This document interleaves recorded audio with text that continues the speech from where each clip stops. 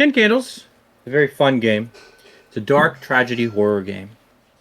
It isn't about surviving or living to the end or living past the end. It is about what kind of meaning you can make with your death. Going into this game, it is important to know that your characters will die by the end of it. And that's okay. Starting with step one, we will make our characters this evening. The first things that we will make are our traits, our vices, and our virtues. Each player or each character, each person has something very good about them. We call that our virtue. So on your first index card, please write the word virtue.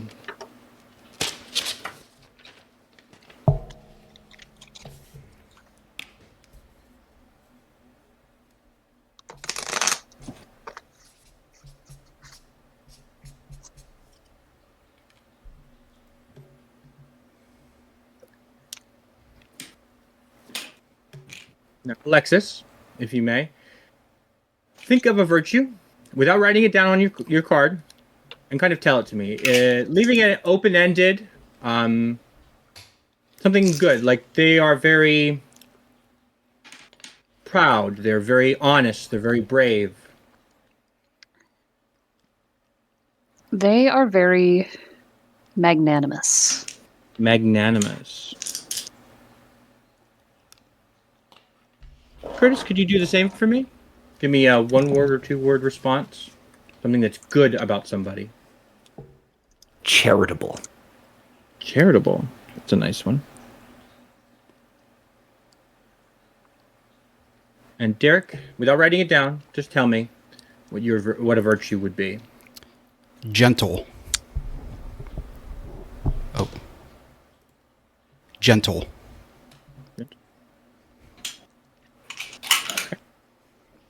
Alexis, if you would write the word gentle onto your index card under virtue.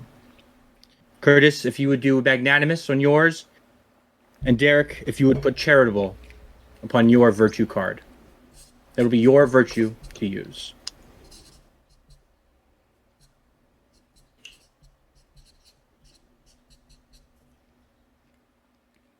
Every human, every person, every tiefling, every dwarf, halfling, ogre, and orc all have their vices. These are negative aspects about themselves, things that maybe even ourselves won't admit.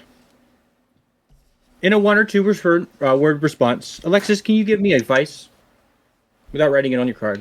Oh, you should write the word vice on your second card. I apologize. I'm skipping things.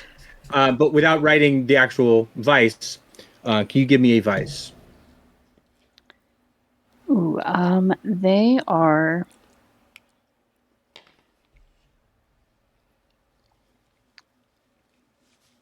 miserly. Miserly. Really getting the thesaurus out here. Dictionary. Miserly. Curtis.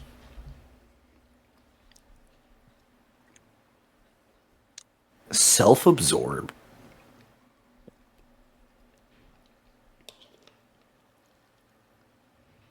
Derek. Regretful.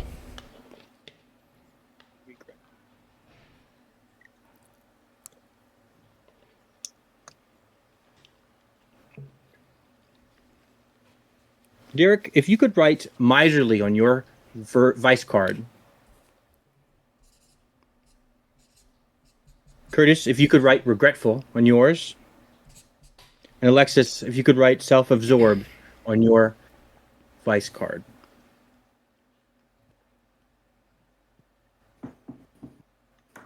With that, our vices and virtues are done. We may light our first 3 candles.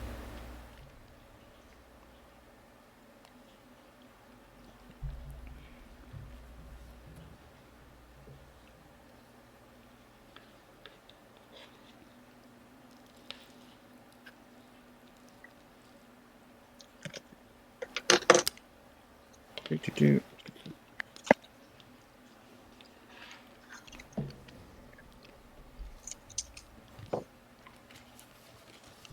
With our vices and virtues, I'm going to give you an introduction into our module that we will be playing tonight. The world is growing darker.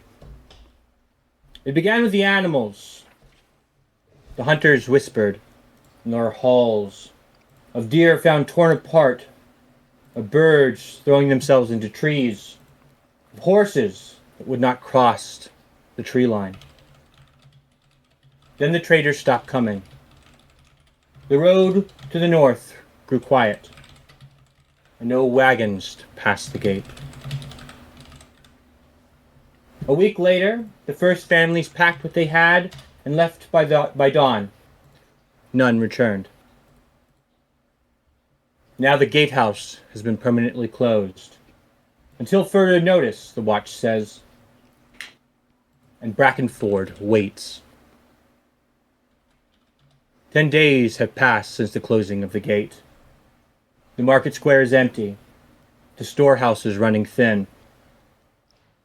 And every night, the wind carries the sound of the forest breathing ever so closer. And tonight, a dark fog has rolled in. There's something in the air. A shiver runs through the town and kind of messes with the torches.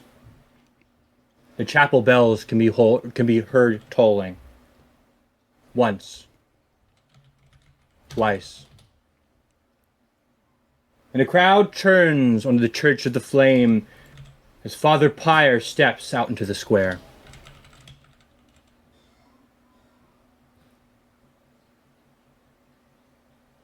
With that information, we now create our characters, our concepts for characters. Give yourself a name.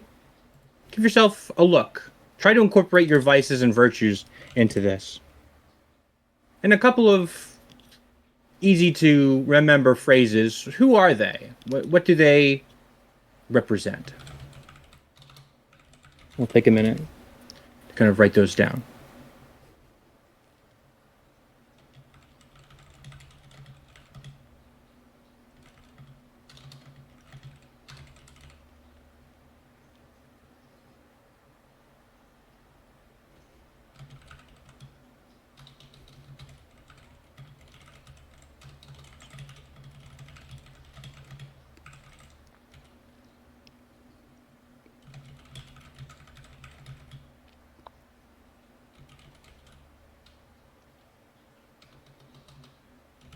Derek, who are you playing tonight? I am Smorg. Oh, You muted. yep. I'm Smorg. I am a Goliath. Smorg. Decent size height on the taller end, but fairly skinny. With darkened eyes.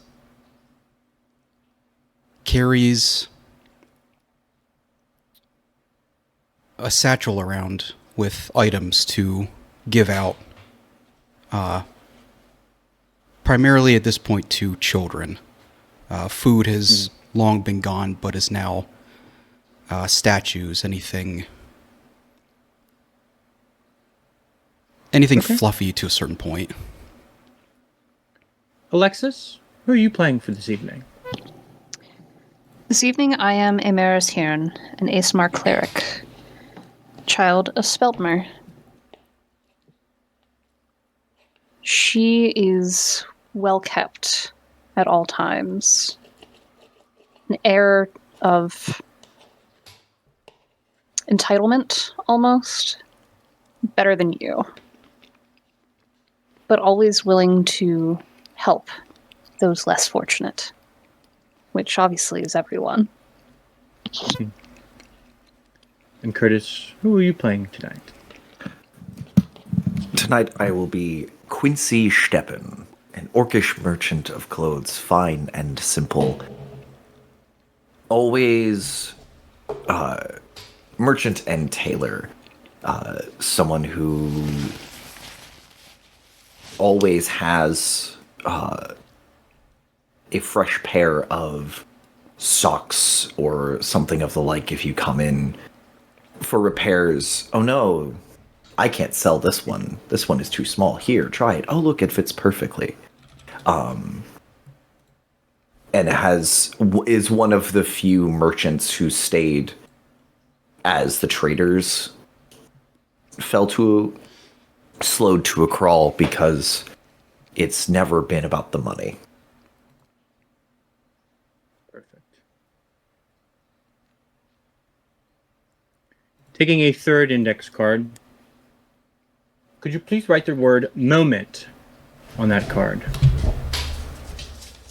And then below it, I would like each of you to find a moment that could happen during tonight's session. I will find hope when, and create yourself a moment, something, a scene, or a series of events that you would like to have happen tonight. And when those things happen, that will give your character hope, which is a very dying thing these days.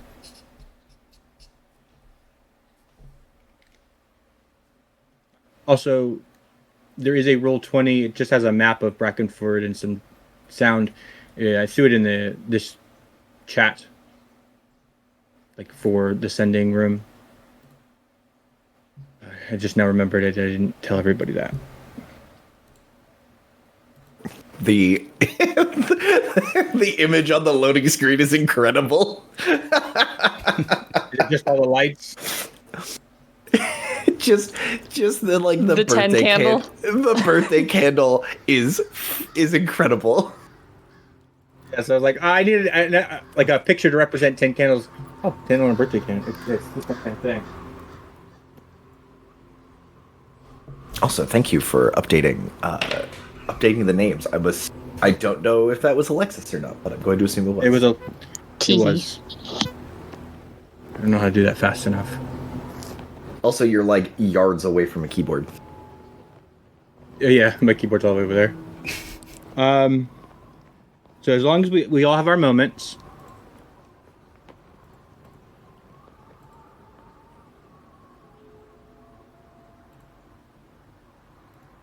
We'll move on to our next step. Taking your fourth index card, if you could write the word brink, B-R-I-N-K.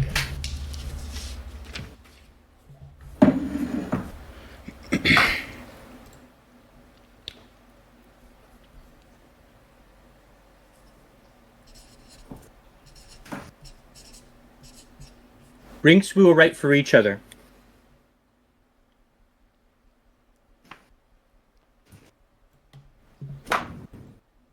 Brinks represent things that we as a community have seen each other do. They represent the lowest that we could go, the farthest pit of our despair. I will be included in this section. Alexis, you will write a brink for them. For me, but for them. You have seen them do something. You have seen them do this or do that. The only rule is you cannot underpower them. You cannot give them a weakness. They are undefeatable. But you have seen them do something. Curtis, if you could write a brink for Alexis.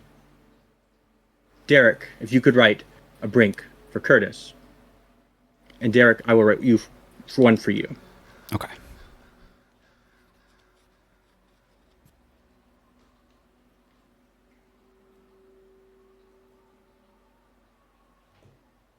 Alexis, what were your vice and virtue again? My vice is self-absorbed. My virtue, gentle.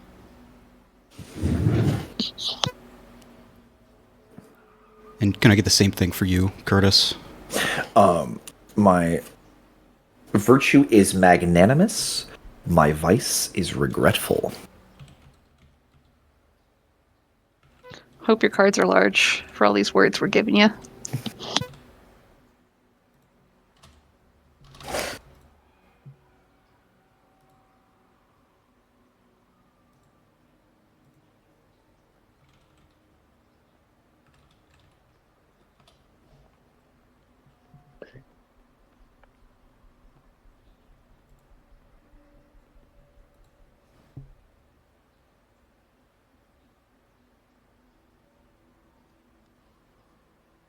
And when we are ready, Derek, would you start us off?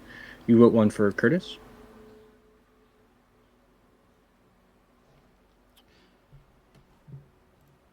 I have seen wandering the town of Quincy getting the graves and resting outfits for those near him earlier than one would expect.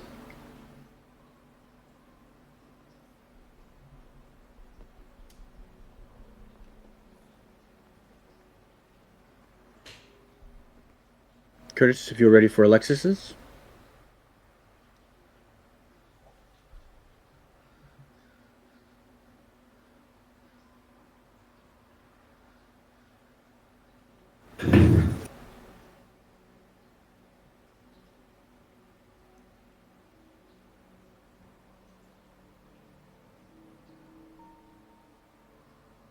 Emerus, I have seen you.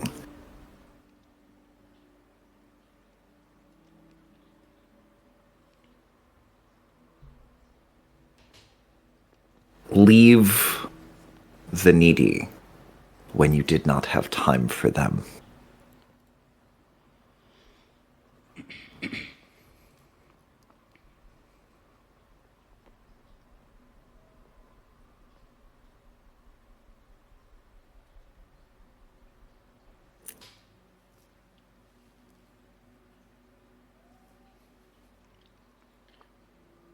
And Derek.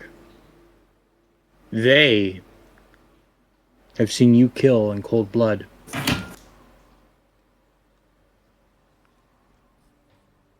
Alexis, what have you seen them doing? I have seen them set loose upon the world and turn friends against each other.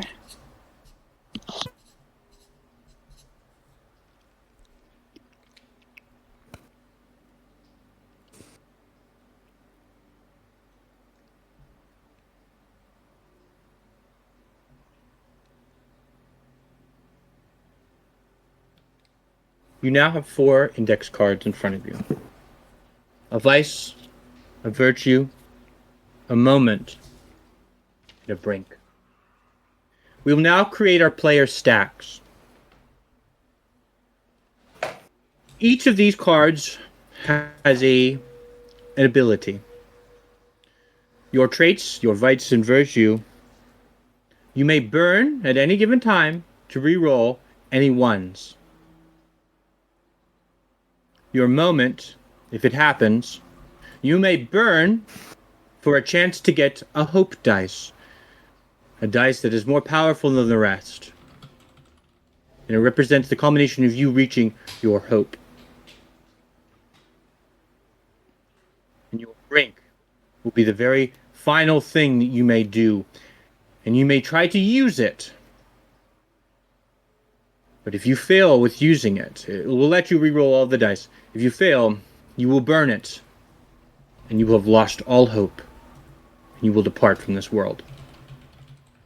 We will arrange our stacks in any order you choose, but your brink card must be on the bottom. Once your stack is set, it may not be changed. You can only burn the top card of your stack.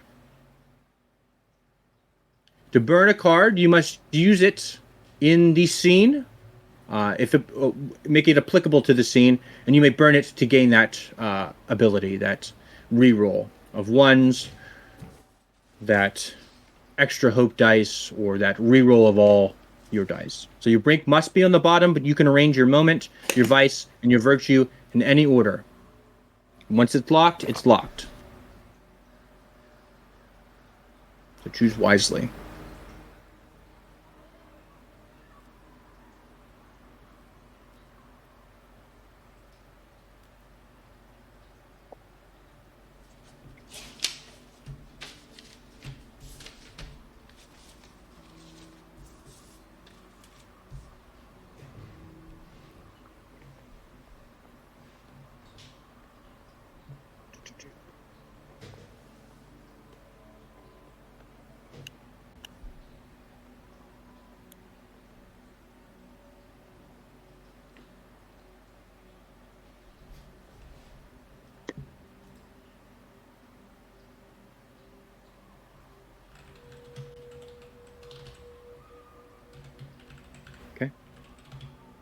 we have our stacks assembled. You'll have to use the top one before you can move on to the next. So try to use them when you can. Because you never know when you run out of time.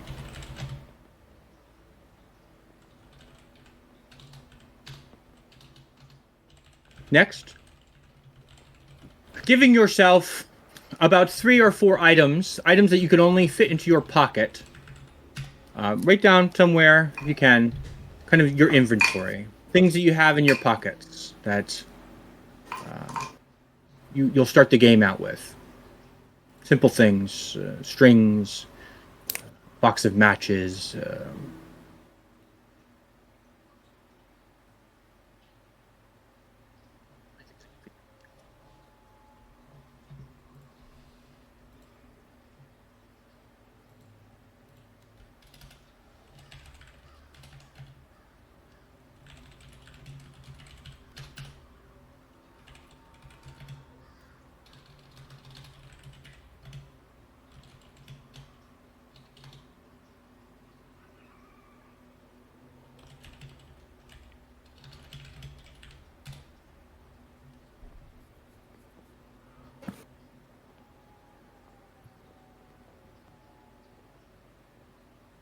When we have our inventory, we will write on our last note card, the 5th one. I want each of you to write yourself a letter. If this is ever found, this is who I was letter. Your last hurrah letter.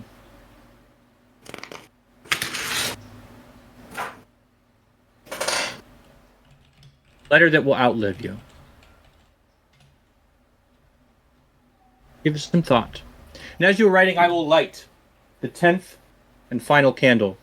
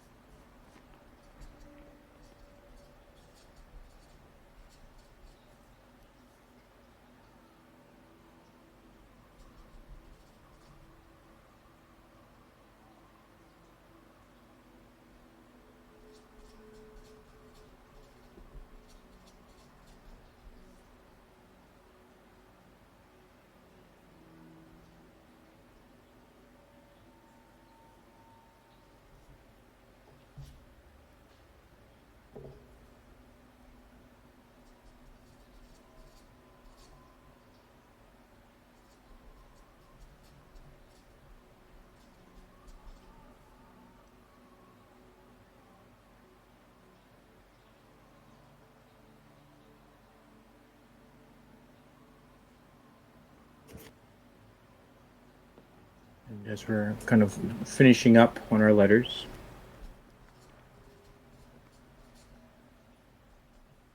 the game of Ten Candles is a cooperative storytelling game. A big piece is the narrative and who controls it. Towards the beginning of the game, you, the players, will control the narrative.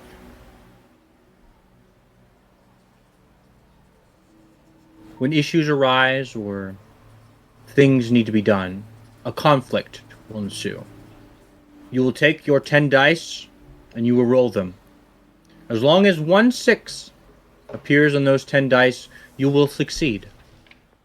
But if any ones show up, you will remove them from the die pool. And if you fail, you don't roll any 6s, one of these beautiful 10 candles will be put out, and the scene will end, and we'll move to the next.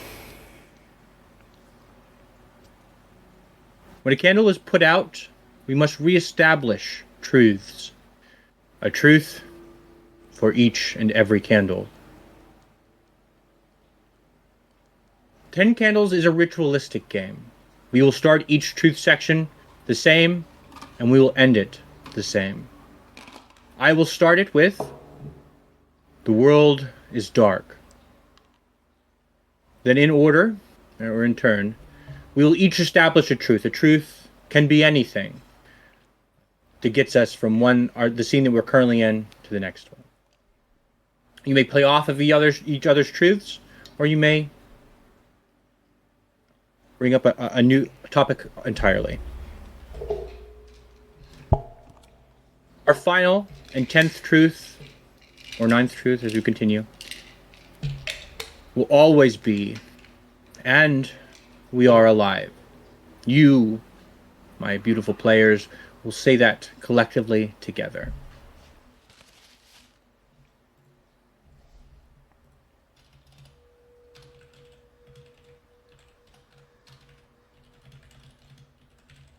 As dice are removed, as candles are put out, dice will be removed from the pool. As there are 10 candles, you will have 10 dice. When there are 9, you will have 9 dice, and so on and so forth. But those dice don't just go away. They come to me, and I roll them against you. If during a conflict you succeed, you roll 6s, but I roll more 6s than you, I take narrative control of the scene. You may have a happy outcome, but conflict or a consequence will happen. And as we get further and further in the game, I will get more and more dice. But as we have our 5 note cards, our 4 traits, and our letter, I will darken my lamp.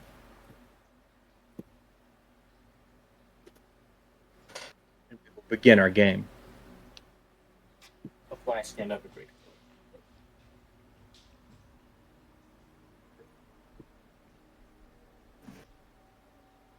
The church bells fade into the fog that is rolling into town. The people, what few remain, gather in the square. Faces lit by torchlights and trembling hands. As the chapel door opens and Father Pyre appears, lifting his robes as to not drag them on the concrete. Brothers, sisters, listen to me. His voice carries, though a tremble can be heard. The flame still burns as he gestures towards the chapel, where the brazier's light flickers dimly through the stained glass window. It is weaker, yes, but it lives. It is proof that the gods have not abandoned us. He pauses as the wind hisses through the alleyways. I know that the nights have grown longer and longer, and I know that darkness is at our gates. But our flame endures. It must endure.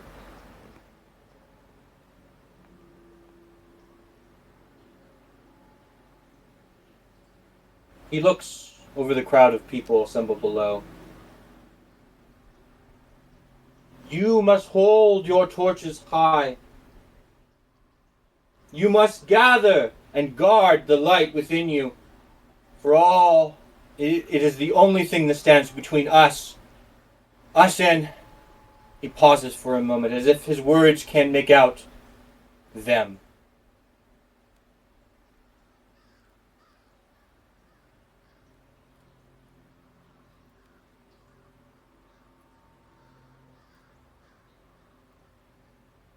We will not fail.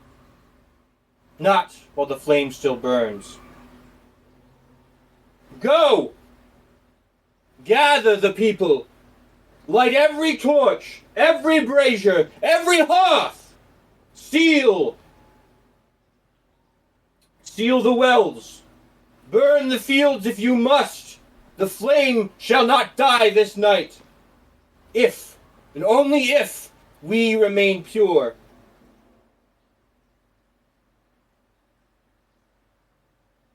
He grabs his long robes and turns to walk up the steps back to the chapel.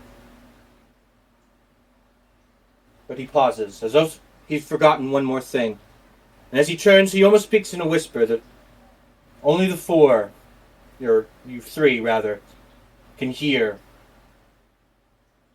Do not listen to the whispers. Do not answer the voices that call from the dark. If they speak to you, in the name of mercy, they only tell lies. And with that, he continues his turn and walks into the chapel. You hear the doors close and bars shut. The wind stirs the torches. And for a moment, every flame in the square moves and waves as one. As if the darkness surrounding you has drawn a breath. And that is where we will begin scene 1, here in front of the church. What would you like to do?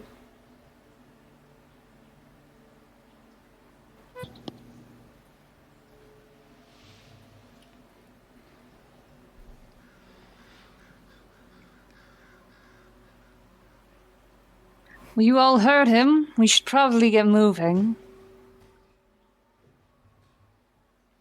There's not much light left. We should spread it as far as it'll reach.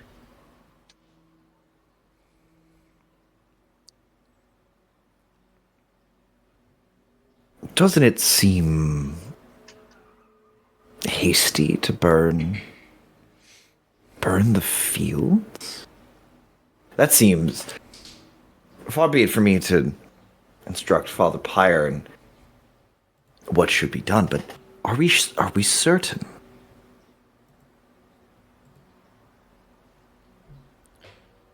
It can at least bring a little light to the kids around us. I'll put my arms out. Climb on if you want. We can reach them sooner.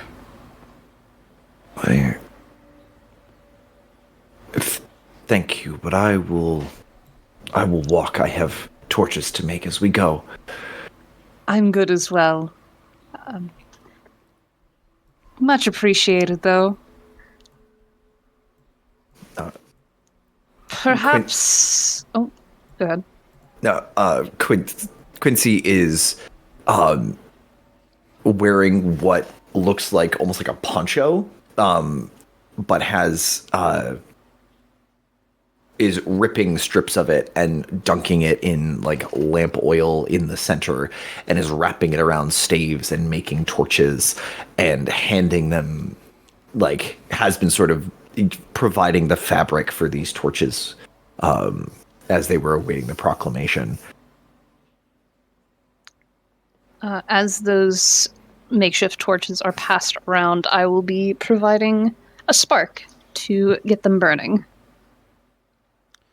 Smorg is keeping his satchel tight to him, but will try to hand off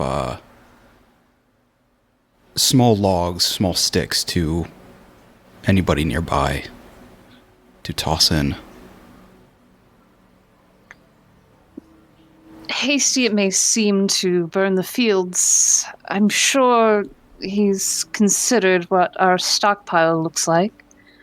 Surely we have plenty in store with everyone leaving, so suddenly. True.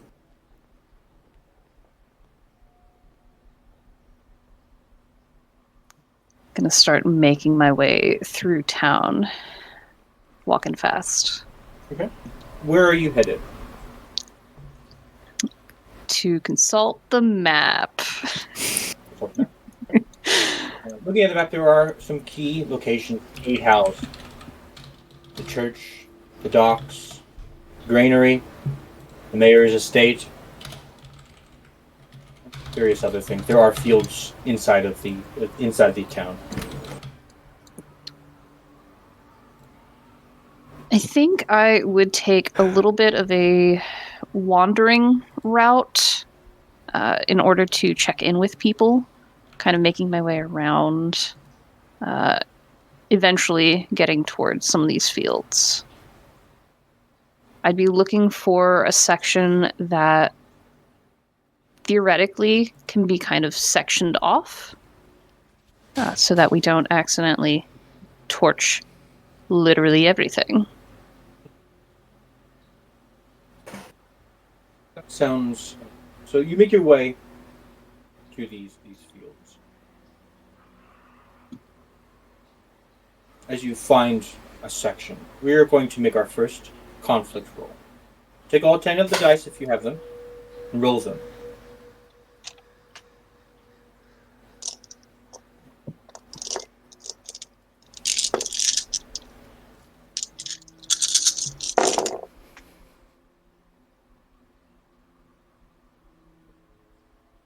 I've got a 6.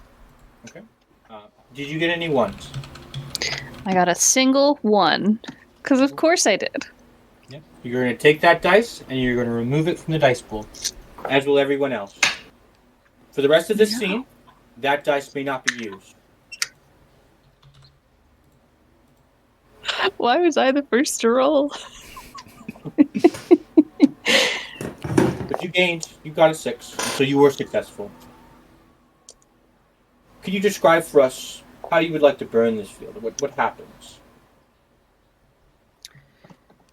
After taking some time to create a fire break, having gathered a few folks as we went to help with the work, there's a small bundle brought together to begin this flame. Just a small nest of fiber. Give it a little air, give it a little heat, and suddenly, a handful of flame. Very small, very gentle, but that's all it takes to begin setting this field alight. I take off, running through the field, creating a trail of flame behind me that spreads faster and faster, smoke reaching up to the sky.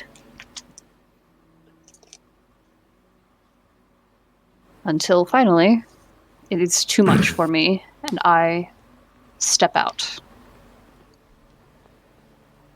As you step out, you see the field of flame. And as you stand looking through the town, you can see torches and campfires set up amongst the sections of the city, all of them beginning to light.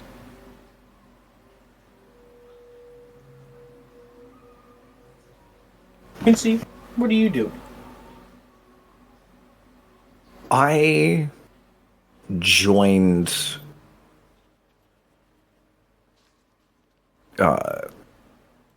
Emerus and that group. But before reaching any of the fields, taking a few of them down to the docks, where there's been no activity. There have been no traders in or out. And the docks are dark and forlorn place.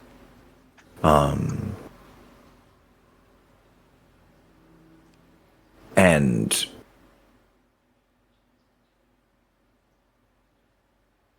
lighting torches,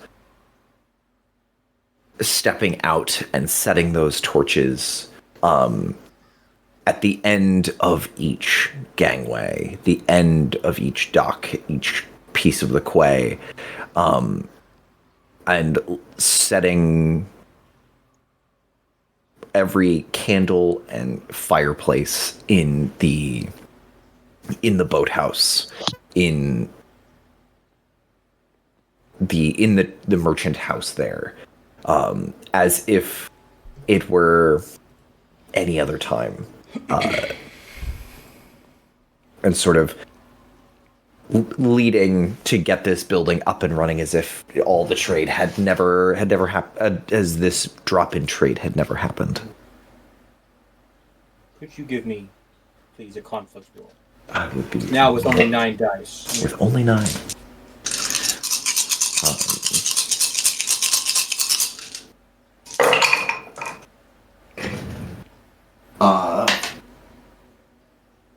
2 ones, 2 ones. but 3 successes. If everyone could also remove 2 dice from their pool, should bring us to 4, 5, 6, 7, 8. It should be 7. 7, actually, yeah. Count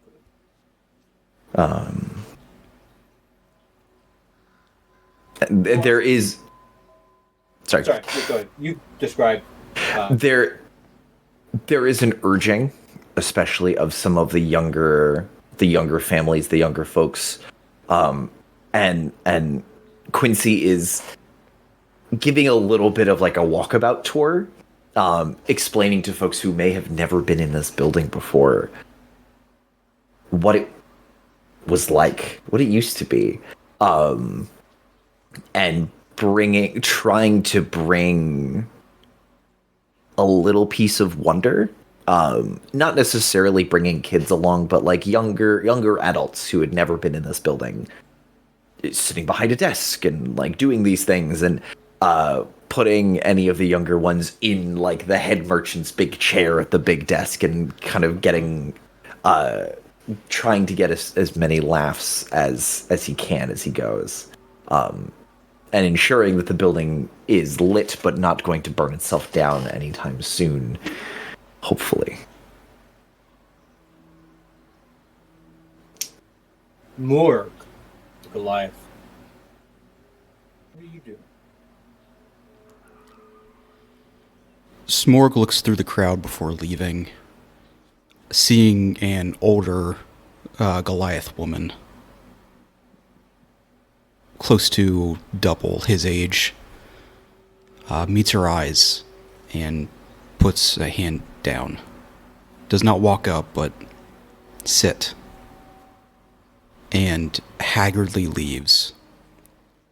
Smorg still has chores left to do, and makes his way back home, handing off any sticks remaining, breaking them off, throwing them to any younger ones as he leaves.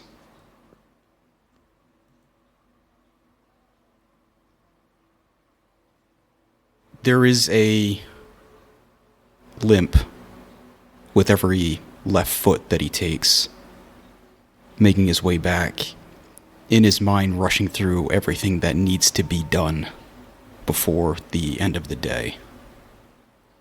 Cleaning up the bedrolls, removing any possible animals that have gotten inside, cleaning the dishes.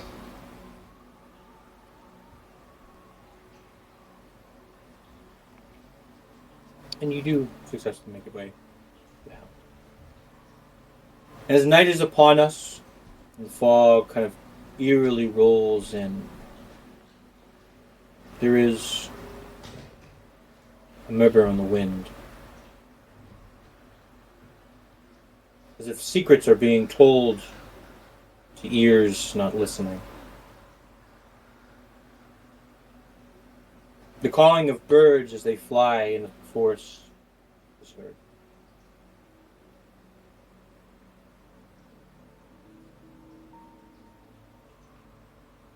Emrys, you have successfully burned the field.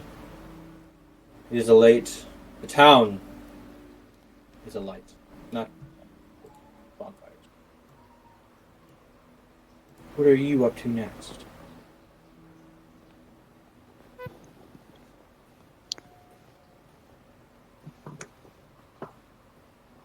Speltmer, the celestial parent of mine, is known as Lord of Refractions, a derivative of the god of gemstones, a shard, if you will. There is a sparkle, a glint of this firelight, backlighting Emeris as she steps from the flaming field. In her mind, this is a celebration, a turning of things, a glorious scene with which to inspire the masses. And so I'm gonna go through town, trying to gather people, trying to bring them together, show them the scene, show them what we've done, to literally bring light to the darkness.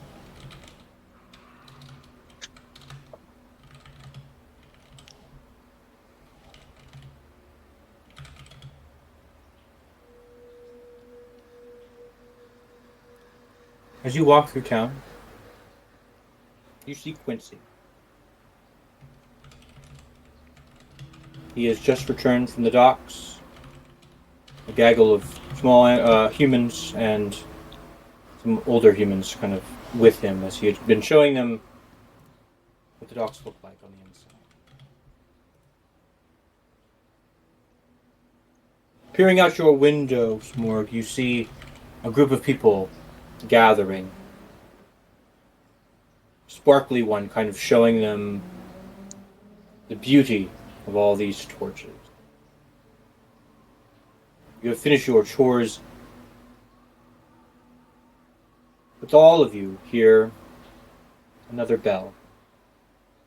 Not from the church, but from the gatehouse. Dong. Dong. And a third dong. Dong. Rings out. That is a warning sign. 3 bells. 3 bells for an intruder.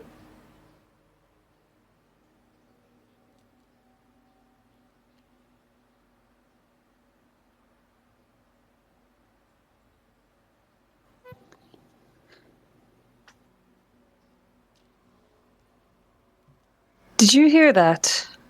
Surely I'm not the only one.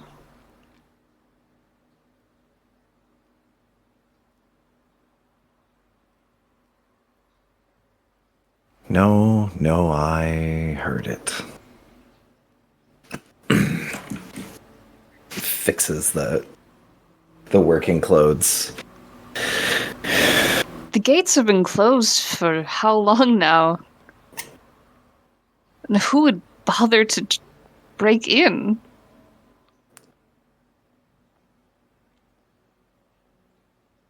Perhaps they haven't gotten inside yet. And if anyone is, or maybe they need help. I think many people these days could use some help. I'll admit I'm curious.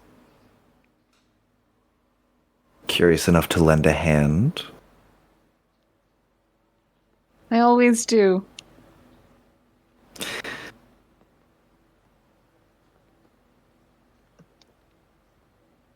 Sort of takes the torch, sending the younger and the older and telling them to go spread more light, set more torches. But don't try to light everything. Protect what is important. Go. And then taking a torch, and Quincy will start walking off like at a steady jog up towards the gatehouse. Unsure if Amaris is following. She'll look at the crew that's leaving and heading out. Make sure they're well on their way. Nobody's like tripped with a torch or anything. And follow after, heading toward the gatehouse. Smog, you heard the bells. You see the people moving towards the gatehouse, dismissing the youngers.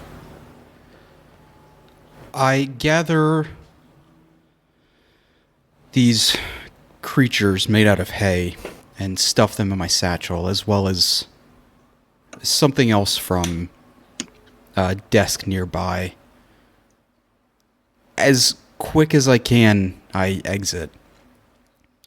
I hear the bells, I see the group run towards the gatehouse, and I follow.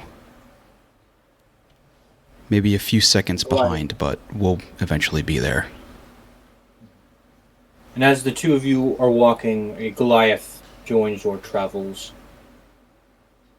Oh, His hands that's kind of wet as he's rinsing them off from washing the dishes. good to see you. We may have guests. Perhaps? I'm not sure. Ah, good. Well, just looking around, I am curious. If they do come, what do you think the prettiest sight here would be? It's like a group of fireworks. I don't know where to look. I would say point your eyes toward the largest blaze, but I'm a little biased. Gesturing to the glow over part of the city, or part of the town. You can see it Please, from just about anywhere. let's keep that up. We have something special for the rest of the night.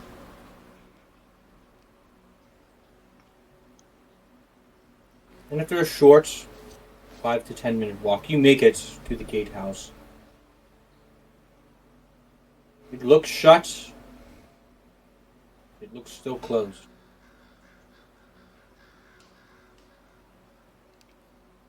Looking up towards wherever the bell is. Hello? Who's ringing? Jensen? Is that one of yours? Nothing but your own echo off the walls is your answer. Hogarth? Winifred? Does anyone know who was on watch? Looking around What to date is the it? few people we have. Anyone?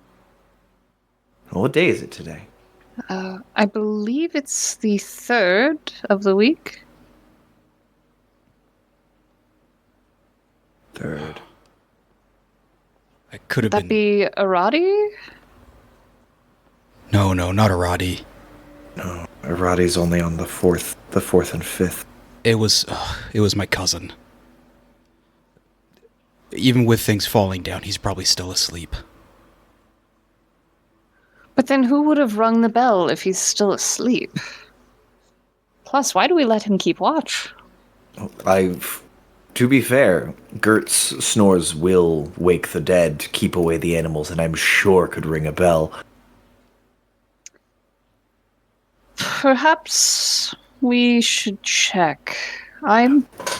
By all means. Gestures very offers you the torch, but gestures you up the stairs first. will kind of gracefully snatch the torch. and will start making my way into the guard tower, As you reach lighting the any gatehouse, torches along the way too. there are 2 torches on the outside that you do light. But as you try to ring for the handle itself is locked. The door is shut. Kind of both pushing and pulling the door just to make sure. S'more, would you, Yeah, of course. the door seems a little stuck. A hand, please? I will go up and pull as hard as I can, throw myself at it. If you would give me a 7 dice conflict roll.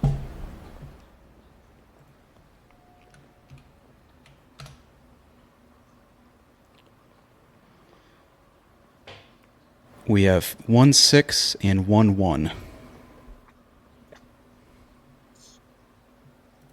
So we were down to 6. How do you break into this gatehouse? You all see it takes me a second. I'm really debating on how best to do this. Should have tried to kick it down, but just throws myself straight at it. Falls down a bit, but refuses any help getting back up, and will step back aside. Hey, Maris, please. Thank you so kindly. I don't believe I could have done that without you. Just like big beaming smile. And in I waltz. What was the name of the person we said? The cousin? Was Smog's cousin, yeah. It's Smormu. Mario.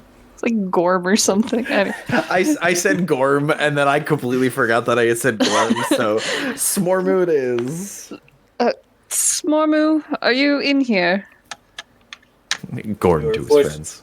Echoes up the gate tower's staircase. Hello? Whoopsies. Just gonna kind of keep looking around. See Are you what I walking can up the find. stairs? Yeah. Okay. You walk In- up. I was gonna say, in her mind, like, there's nothing actually wrong. Like, there's a lot of hustle and bustle going on, and that's probably why they can't hear me. It's As you okay. make your way up the stairs, you walk up a ladder and you open up a trap door that leads to the bell tower on top of the gatehouse. On top of the bell Smormu. tower stands a bell and a chair emptied. And from your vantage point upon the gatehouse tower, you can look and see the hinterlands, the vast forest that runs on the far side of Brackenford. Near the forest edge, you see a light. Torch. Just laying in the field. There's just a bare torch laying out there. Yes. Do I see any like signs of disturbance around here in the tower? Why don't we give an investigation conflict? Sure. Easily. And that's six dice left for me. Yep. I've got a 6. 2 6s. 3 6s. Hey. No ones. No ones. Nope. Perfect. For once. And you find signs that somebody was here. That signs that somebody was eating. A lunch, perhaps. Half-eaten sandwich. A growing cold cup of coffee. He definitely took a nap. Can we see I'm going to call Footprints. down to the others. Well, there's no one up here. There is a torch in the field. Does it seem far enough that, like, you'd have to go out to actually get it out there? Or is this something like you could have yote it from the top of the tower? Between the forest edge and the guard tower is a good 100 or so feet. Obviously, a cousin of a Goliath probably could throw it that far.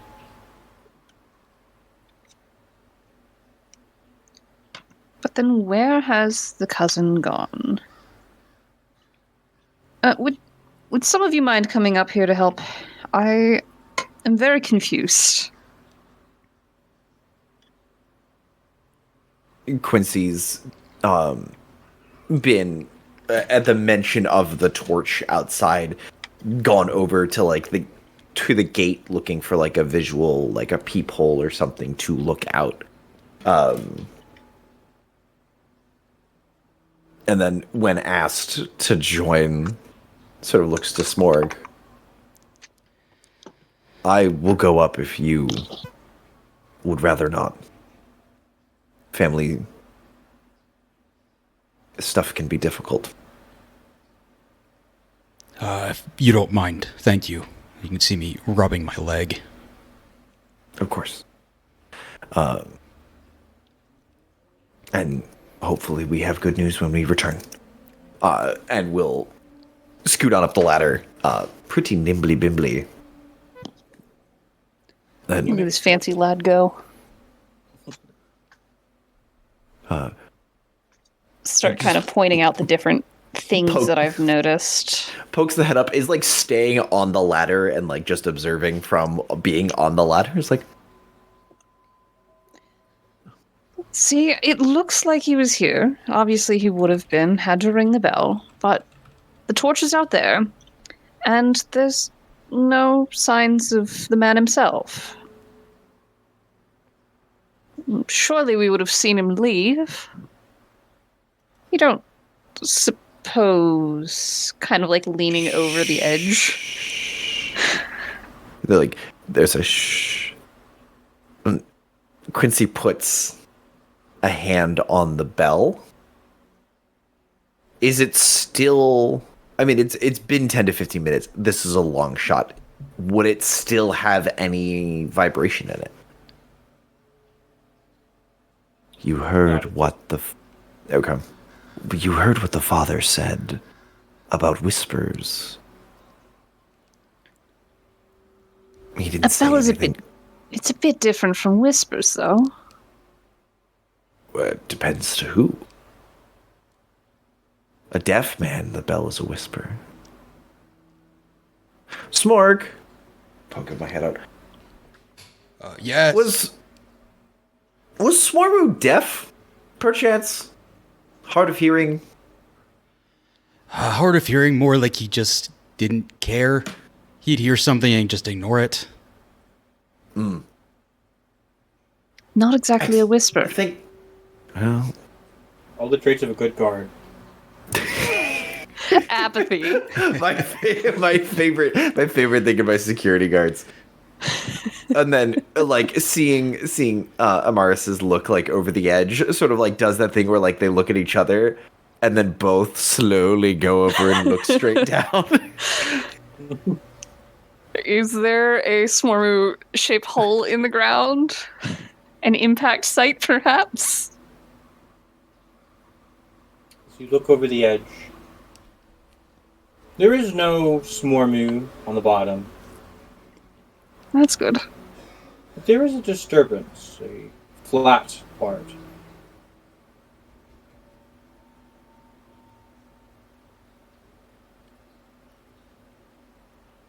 You hear a knocking sound. Comes from the gate itself. Hey guys, I think there's someone here. Can we see the outside of the gate? Can we see who's knocking? Yeah. Who's down there? I'm not Quincy, sure. can you see?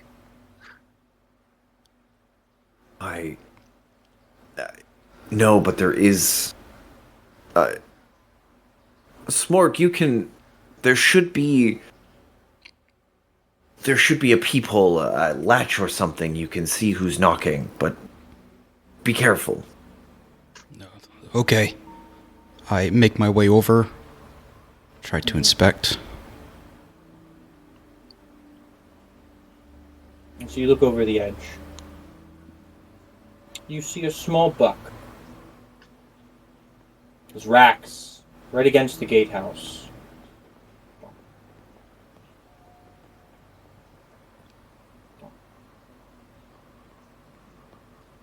I'll return to the stairs. It's a big buck just rattling against the gate. You didn't see Smormu? No signs of him. It's a deer? A deer, yeah. Just one, it looks like. That's not typical, I don't think, is it? I'm not familiar with wildlife. It's not a good sign. I can't tell if it's trying to play, but it's consistent. Looking around again, does it look like could someone have survived the jump? Like looking around to see if Smormu had if the torch was thrown, then where is Smormu? Or did Smormu take the torch and run off? Let's do an investigation conflict for that. Okay. That's like pretty good. Yeah.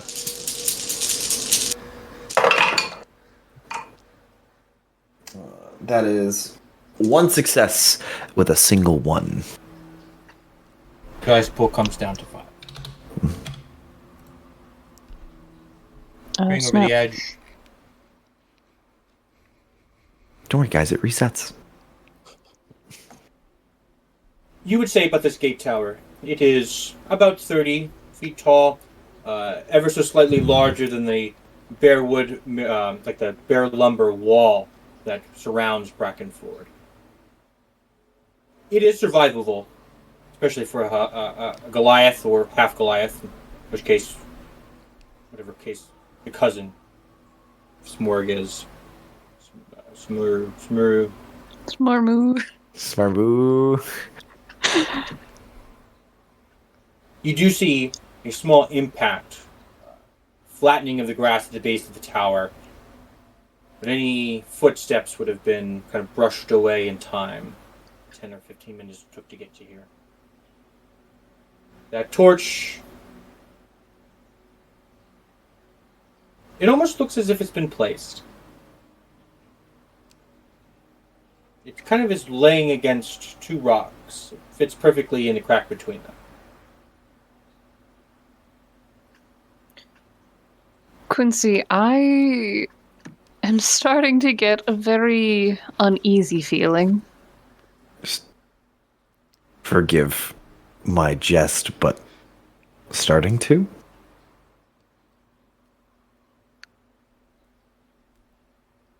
If I think about it too long, it's going to move a lot faster. This is really creepy. Quincy dear, I'm not a fan. I think pointing to the ground, I think Smormu is in the woods, for better or for worse. In that case, I don't think we're doing much good up here. And I'm going to start making my way back down to rejoin with Smorg. It appears your dear cousin has gone on a bit of a foray into the woods. Left the torch behind at the edge, sort of in the middle. That's not a surprise. You said it was kind of far out. The torch height. It's not. Yeah, it's not all the way out into the tree line, but on the way. It was left behind. It looks intentional. Kudos to Smormu for not setting the field on fire, but it's kind of dangerous to leave a lit torch out there.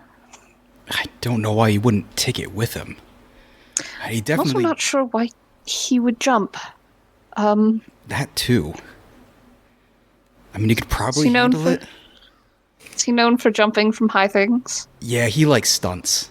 He's also 3/4 halfling, so he definitely couldn't have thrown.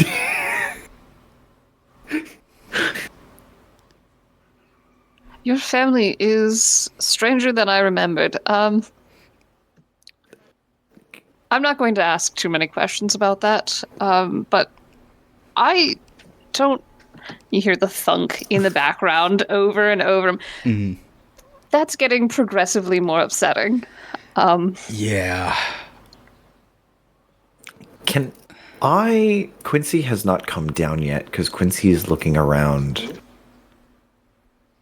Can Quincy remove the clapper from the bell? You may. If you give me a roll. Of course. Tee. No tradesy. I was like, this is too easy. One success, no ones. Hey.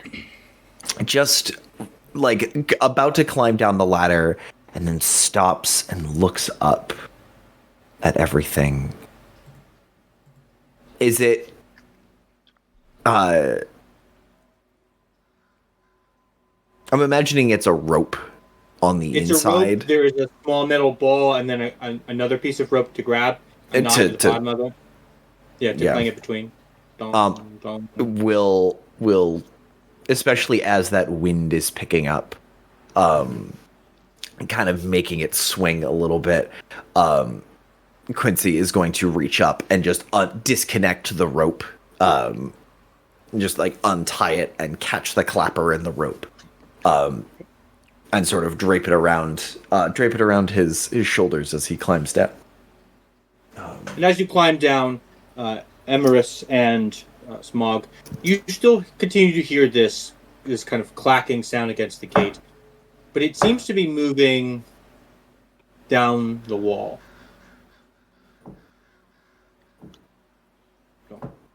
What do you think it's doing? To the gatehouse, to the wall. Trying to enter? Possibly? You would think the bell would chase something like that off. Normally they're skittish. Yeah, I especially. guess. I don't usually see deer. There's only one of them, too? I don't. What time of day is it? It's getting later, right? It is darker than it normally is. It still is about like 8 o'clock. Hitting like dusk, Yeah, twilight. It's like that daylight saving time before daylight savings time, where it gets darker earlier. Mm-hmm. They invented. Okay. Nautical twilight. I see. Mm-hmm. Is it heading towards where the fields were being burnt, or the opposite direction? So, if you're looking at the map, and the gatehouse is north, it is moving to the east of that, towards the emptiness. The granary being the west of it, to the east of the wall is where the deer is kind of bucking its head against the wall. Gotcha, okay. How bizarre. Haven't you all... I know the last few batches of rumors where animals were behaving strangely in the woods before trade was cut. The hunters mentioned some unpleasantness about the woods. I think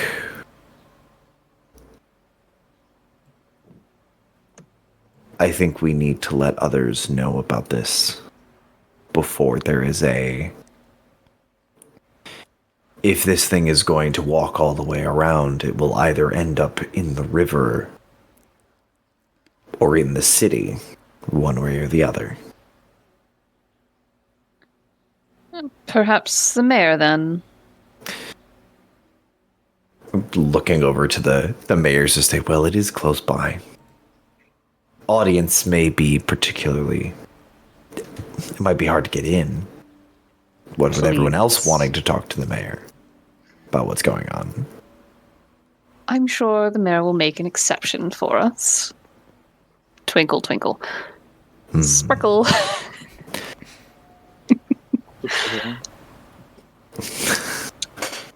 Yeah, so?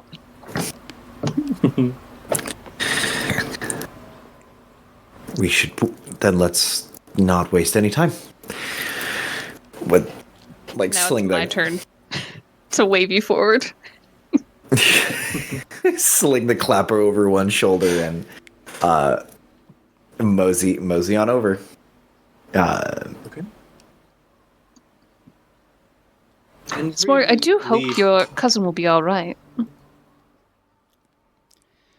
He's gone through hell and back. I didn't see any blood on the Bucks, so he at least avoided that. That's right, he did, because he's married to Sarissa, the tiefling, right? Oh, yes, yes. Meeting those in-laws must have... If he could survive those in-laws, I'm sure he could survive anything. I remember making him his suit. Shorter legs than you'd expect. That must be where most of the halfling comes in. It's kind of funny. It's kind of three-quarterling? like if... The three-quarterling. It's like if you just God damn it. cut legs in half. He just had, like, knees at the bottom. Full-size torso. Oh, he's ripped. He's ripped up top, but it's like baby legs. No legs. Serious vibes. No, we can laugh because that's going to make it way more tragic in about an hour. When we find the bodies of all of these people. If we find the bodies. A buck who's only got front legs, like, that'll fuck us up forever. But yeah, heading toward the mayor's estate. The three of To you do try. leave the gatehouse. And as you pass the city blocks, and you're just almost out of earshot, you almost hear a donk donk, donk donk, coming from the gatehouse walls. Almost as if there are now two of them. Turning the corner, you see a small crowd has gathered in front of the mayor's house. The mayor standing on his second-story balcony. Please, everyone, return to your homes. Return to your homes. You are safest there. Stay in the light, and you will be blessed. Please, please return to your homes.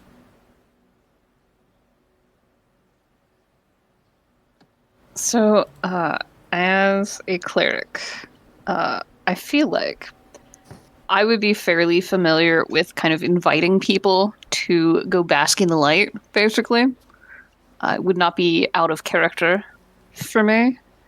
Can I try and convince people to head to the bonfire for some cozy vibes and merriment? Absolutely. Give me a Which conflict is roll. conveniently farther toward the center of the city, farther from the gatehouse. Mhm. I believe we have 5 dice left. There are 5 in the pool.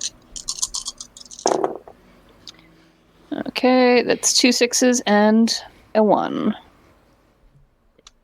4 dice.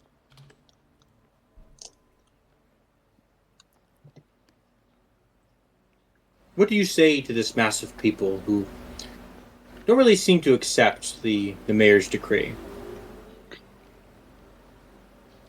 Good folks, we have set up some entertainment for the evening over toward the fields. It may seem a little extreme, but I promise the view is most worth it. I believe there were games being played. Some of the food stalls were setting up as well some refreshments and things. It would be a shame to miss something quite so magnificent. Please go enjoy the efforts of our labors. Kind of shooing them in that direction. See if that'll do what I hope it'll do. And it does. You successfully, these people are convinced, well, the mayor's not going to help us. Might as well go see what's going on.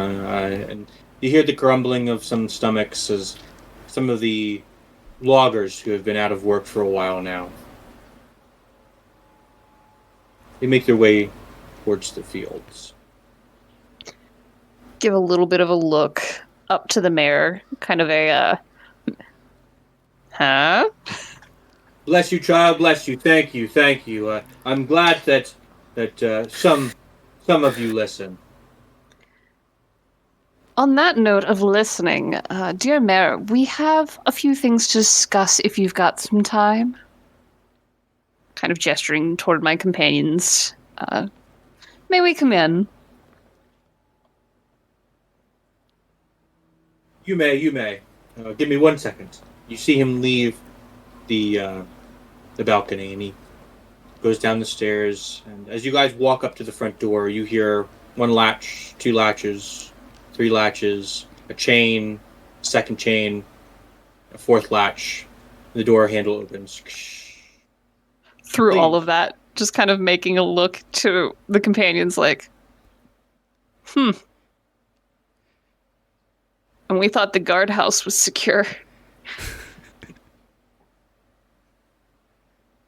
There you are, dear. As I mentioned, we have some things to discuss with you.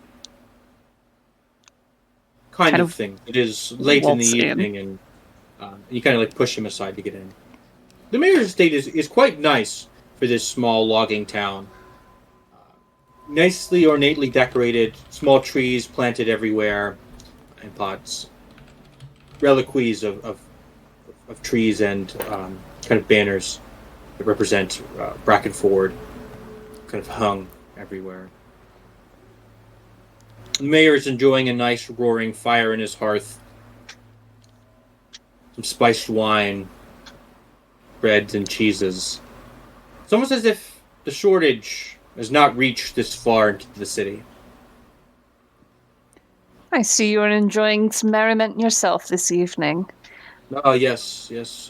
Spirits, to keep the spirits high. Please sit. And he gestures towards a nice couch. Oh, I was already sitting. Very comfortable, already helping myself to some snackets. So this news, gentlemen, shall we fill in the dear mayor? We'll take we'll bring over and sort of clear away some of the table space and lay the clapper down on the table. Oh, interesting. What is that from?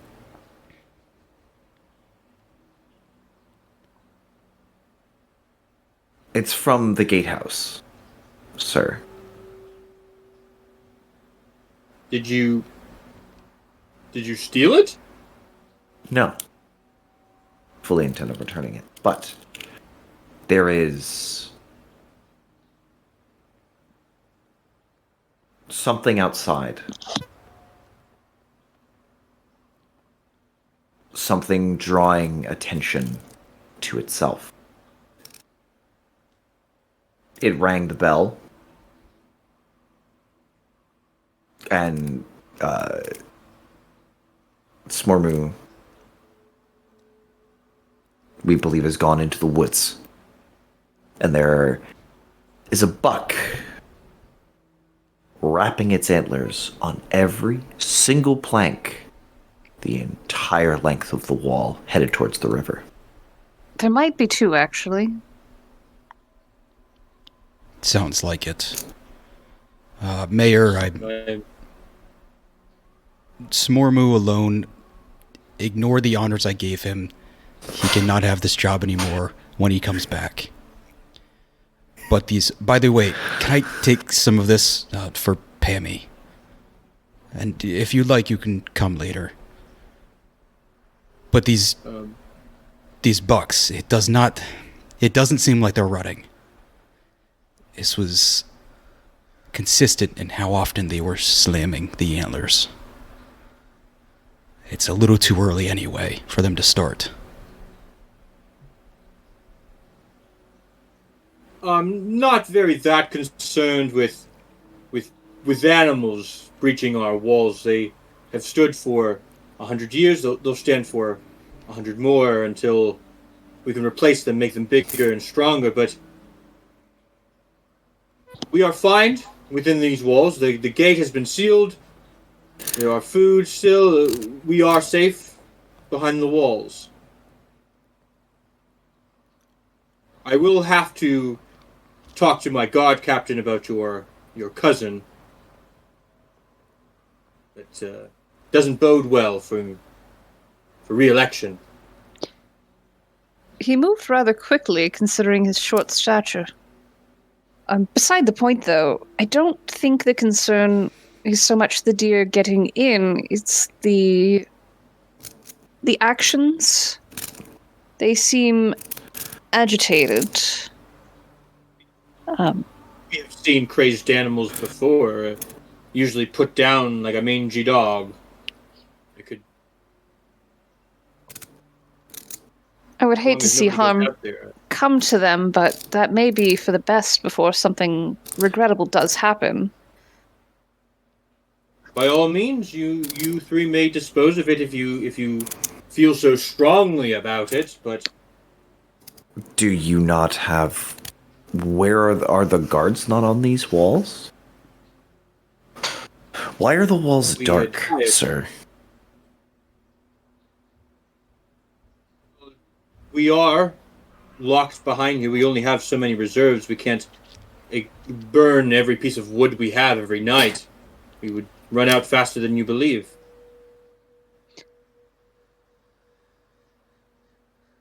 Sort of looking at the very large fire. Sir, is your wife or the children, are they home as well? Or is this fire all for yourself? No, they are home. They are upstairs. She is putting my children to bed, reading them a bedtime story right about now, I believe. And they have their own fires. Of course, they must stay warm and stay within the blessed light. How long do we have with our current supplies? This was a question brought up earlier when the father was giving his speech. How long do we have? That is a matter for the mayor and my council. We are here now, are we not counseling you? She's looking very serious now. Like the snacks are forgotten, kind of leaning forward. I'm stuffing cheese into my satchel, just staring at you. Mm-hmm. Well, I do have my trusted advisors, and they know the amounts that we have in stock. We should be fine for months, even. As long as we keep strong and keep faith, we will make this through together. Lost Craig? Well, you sit in here alone. Craig, what Interesting. I think we lost Craig. I think that's... We did. Craigathy. Bot is currently undergoing maintenance. Gregory. I still have What? mine. I have mine going, but it won't have the separate audio for each person. That's wild. I do have OBS going still, so it's Okay. no big deal. I am Gregory. gonna That is strange. bump. Since when does the boy need maintenance? If you defer maintenance will schedule itself. I didn't know it was happening at all. Let's send the developers of Craig an email. Please do not do this between 7 p.m. and 10 p.m. Eastern Daylight Time. Make it Okay, 11 thanks. just to be safe. That's true. I guess we Fascinating. will Okay. push on. Yeah. May do. We will. As you guys, take- the three of you sit here trying to convince the mayor, who is heading the charge on the convincing to kind of give up this information? I feel like Amaris has the best leg to stand on. Oh no. Smorg's deep in the snack, and once Amaris has the mayor's attention, Quincy is also making little snacks and wrapping them in fabric and pocketing them, but Yep. Mark, several why don't you give me several a small bundles. a 4d6 roll. Amaris might Let's see how have. much you can convince. She might have the most to work with, but I certainly do not. I believe in We you. know Don't how I worry. roll. You could burn some cardboard. Okay. That's 1 6 and 2 1s. Hey, You're welcome. We're down to 2. Oh, We're we ending down the to scene. It's the nature of the game.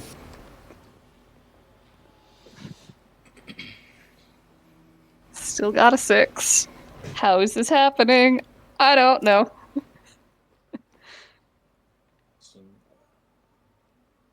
As mayor, it is of utmost importance that spirits be kept high. Panic would burn our city faster than whatever could be out there.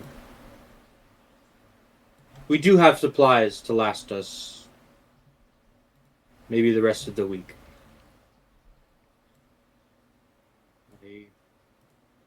I don't know what happens after then, but that's 4 more days that we may survive. She looks kind of like you know how you look disappointed at a child? Which was me today when one kid started whipping around poison ivy that he found. Anyway.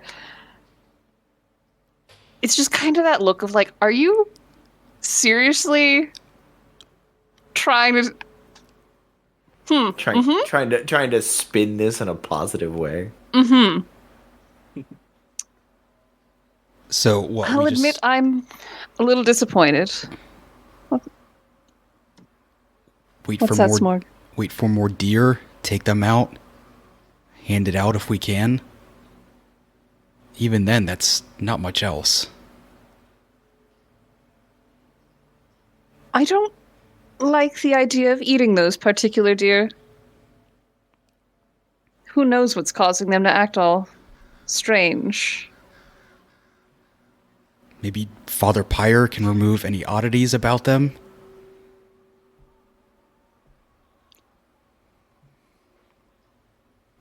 To be That's in the true. flame is to be cleansed, as Father Pyre tells me all the time. As I am an ASMR, quote unquote a feral ASMR, there are certain features that I tend to keep hidden.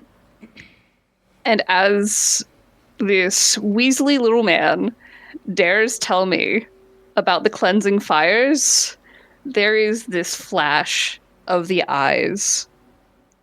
It's kind of like this glint off of stone as the eyes go dark obsidian almost. Mhm.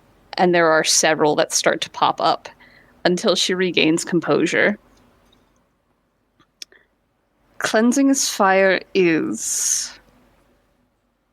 As you said, we must be careful with how much we are using.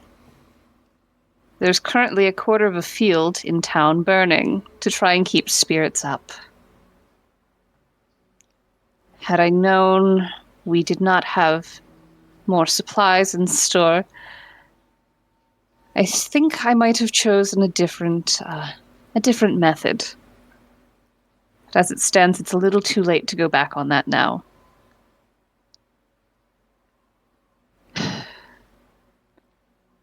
I would recommend, Mayor, that you gather your council and figure out a plan for after the next few days.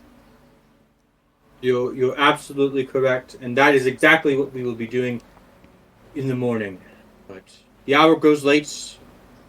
I bid you adieu. And he kind of stands up, and as he stands up to kind of usher you up, there is a knocking at his door. Some late visitor, dear Mayor. As he walks over to the door and unlatches and unchains it, he opens the door. Ah! Osric, my dear old friend! I haven't seen you in quite some time. Please come in, please come in. And a very portly man walks through the door. Shaved head, very thick mustache that kind of curls up. What curls up even more is the smile below the mustache. As he walks in, these fine folk were just leaving. What brings you by my house today? And as Osric is walking in to sit down, the door hangs open as he invites the three of you to leave. Have a good evening, dear Mayor. Gonna grab a quick chug of wine on my way out. I've earned this. Having picked up the clapper from the table, because I wasn't going to leave a mess. Going to just drape it over the mayor's shoulders and go, this should go to your, when you speak with the captain, he should have this. And until then, let the weight be a reminder, sir. And thank you. Step on out. And as the door closes, as the three of you leave, you just see this strange man, Osric, as he has his mustache and he has his fingers on it. And a good evening to you. And his smile grows as the visage of him is encapsulated by the door. And one latch, two latch, three latch, one chain, two chains, a fourth latch. Two chains. Seal the door behind you.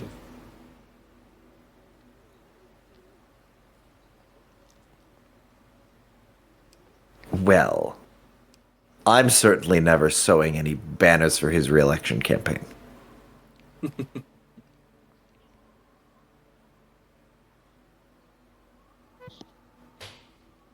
And here I had faith in him. That's on me, I suppose. I shouldn't have invited him tonight. I'll push him away if he tries to come. Just lock and bolt your door an obsessive amount of times, and perhaps he'll get the message. What is he so afraid of? Gestures to the people, like the few bonfires that have started and probably a few like smaller ones. I mean, I can only imagine how upset the people are. All that fire, all that light just for him and his family with their own separate fires, but we have 5 and 6 people huddled around wash bins.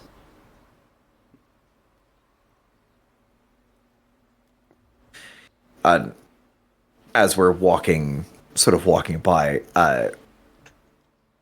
Quincy is sort of stepping away from the group for a moment, handing over a parcel of the meat and cheese, saying a few kind words to the people around these little wash bin fires. Knows most of them by name or knows relatives of them. Mm-hmm. And is kind of doing that like social butterfly thing of just like bouncing, like as they walk, just stepping aside, having a few brief words and then stepping back, handing out food to the folks who need it.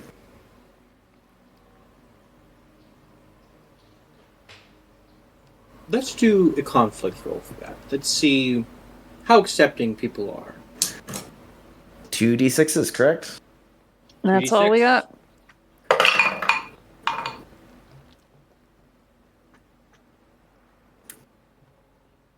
No sixes. No sixes. It's a little early for me to burn anything, so I will permit it as a failure and end the scene.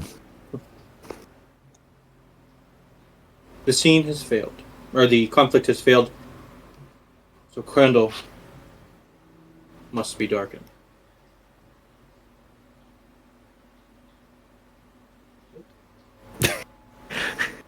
No. That's kind of like, no. let the people have their charcuterie boards.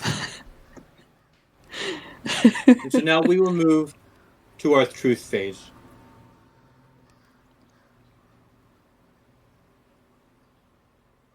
Ten truths must be spoken aloud. The world is dark. Curtis, if you would start us off.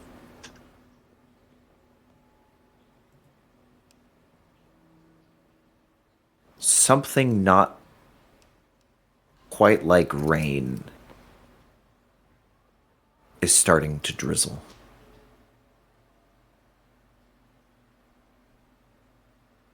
Alexis.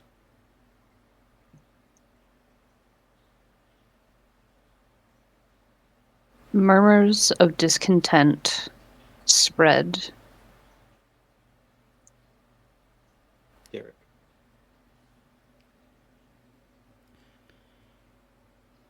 The flames in the field do not wary. They continue burning, turning into a purple heat.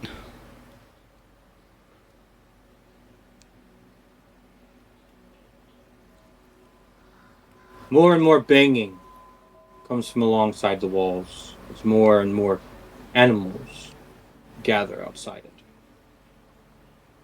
Curtis?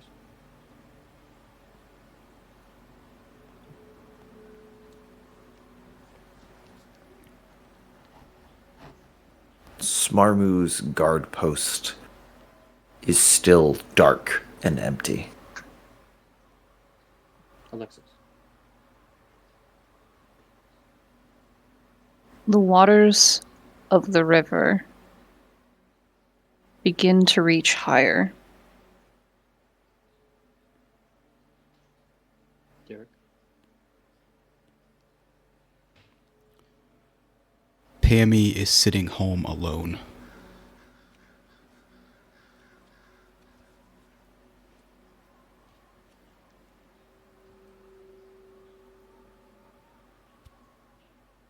The lights in the area behind the church, the bonfires, go out. And our final truth must be spoken aloud together. And we are And we are We are alive. We are alive.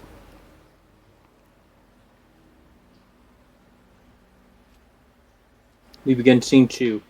We may take all 9 dice that we have left remaining and place them back to our player pool.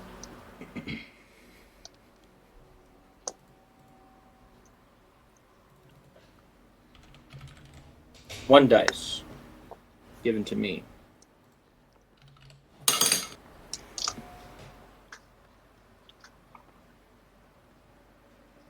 We enter scene 2. We find ourselves walking away from the mayor's estate. Small drizzling of something, but not really quite rain. It's thick, it's heavy. Begins to fall upon the town of Brackenford. To your far left, the far side of the wall, the bonfires, the torches seem to go out one by one.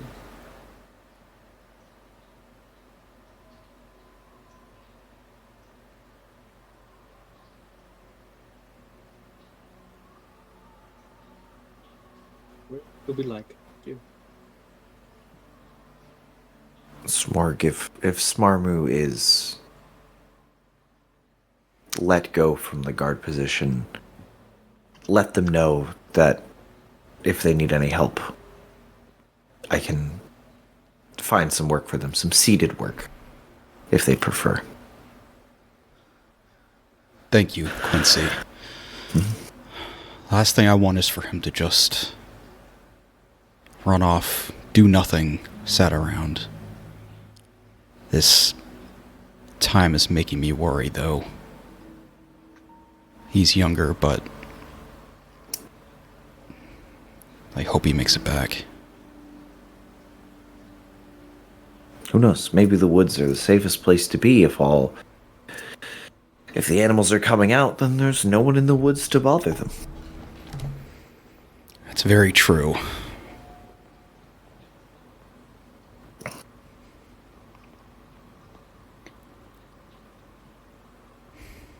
The field smells different.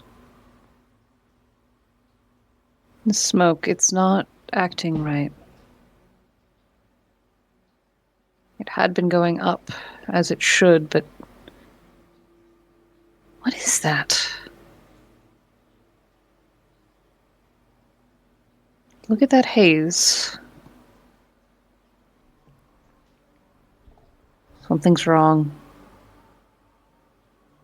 I'm gonna start speed walking toward the field.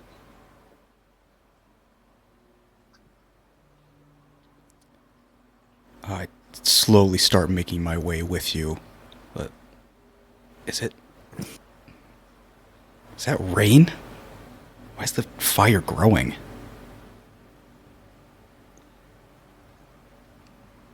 Was this one of your gifts that you left everybody, Amaris? There's a hitch in the step as you say that. And you get the quick impression that one stung. I know there's alchemist fire. There's stories of all the alchemist fire and things that can't be put out by rain. I didn't know that was something you could do. It's not. Oh. Hence the something wrong. That O, there's a similar hitch, and then Quincy's running to catch up. We're starting to leave a bit of the kind of graceful movement that she tends to move with. There's a little bit more urgency. There's a bit more, not quite panic just yet, just a new haste. And coming up on the scene, trying to find the people she had sent there, to find merriment, to find some joy in this dark, dark time, to make sure that they are okay. Are they? Are they even here? The field, there are a couple of people. They seem to be in a panic. This field has jumped its fire break and continues to spread.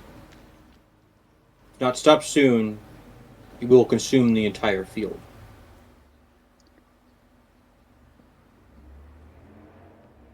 Oh dear. All right. I'm gonna start trying to pull people to make sure people grab tools to start widening the gap. With controlled burns, you have to have that break. You need to keep things slow and maintained, but contained. And so trying to guide them to cut off sections, swaths of the field. Yes, it's going to burn more than intended, but hopefully we can save some of it. Okay, let's do a conflict roll for it. Heck yeah. You have 9 dice. Surely nothing will go wrong. Why would you ever say anything would go wrong? That's 2 6s and a 1. I'm just... See? Have some faith. Nothing is going wrong. Ever. You guys have this handled. You, how do you rally the townspeople to widen this fire break?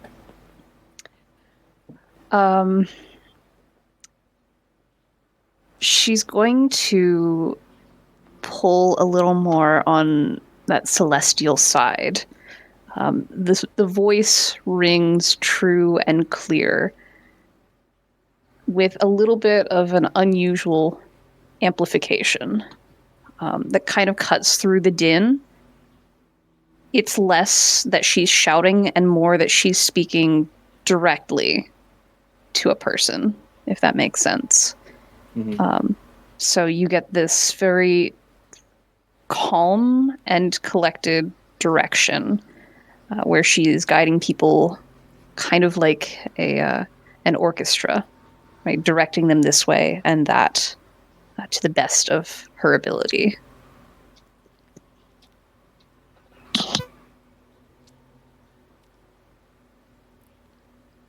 Quincy, Morg, how are you helping with the fire break? Or are you doing something else while you're there? You do see people in panic from the festivities they were doing. No cancer. Quincy's going to run up to like one of the food carts that has like that heavy tarp to keep the rain off, keep the sun off, and sort of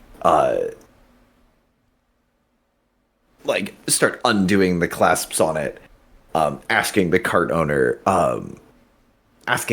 for help and getting this undone so they can use it to as sort of a heat break to help like and to wrap their hands around some of the tools they are using and help like help that effort as well, to try and just keep people from getting burned during the process.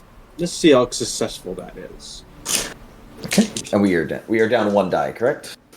Yes, so you should be at 8. Ooh, show.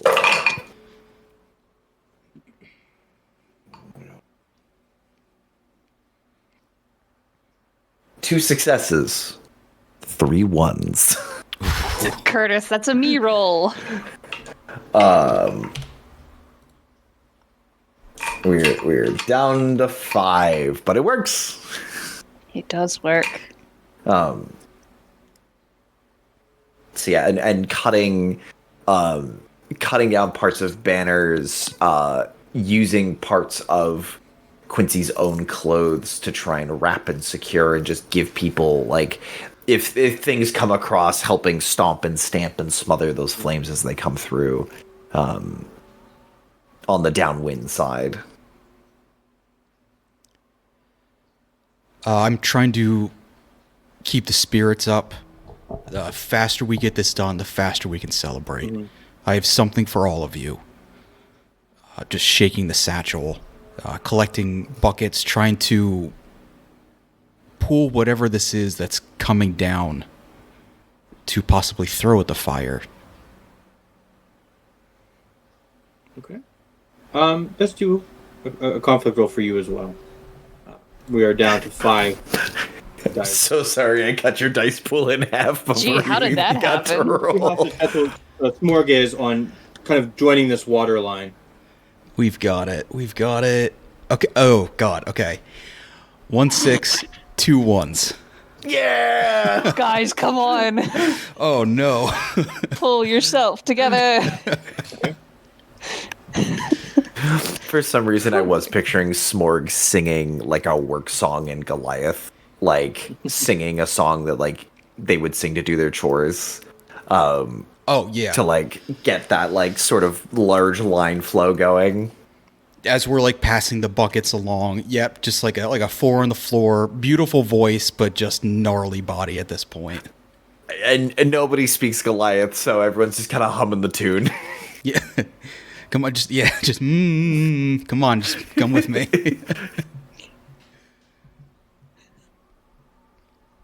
And to your work, the field fire is brought to a comfortable flame. One that spells We are in control of this situation. We determine how far the light spreads. Scream rings out from the darkened quarter of the city. And then it is cut abruptly.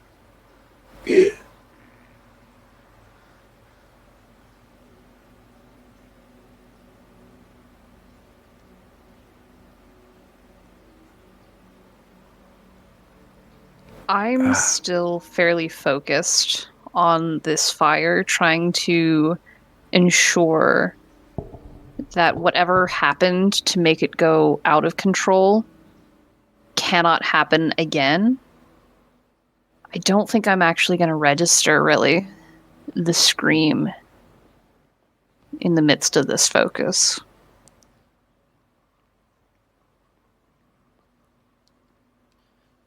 It breaks up my song for a second. I continue, but... Was that Smormu? How far was it? And we'll just keep pushing on. Quincy, hearing the scream, seeing nobody else move,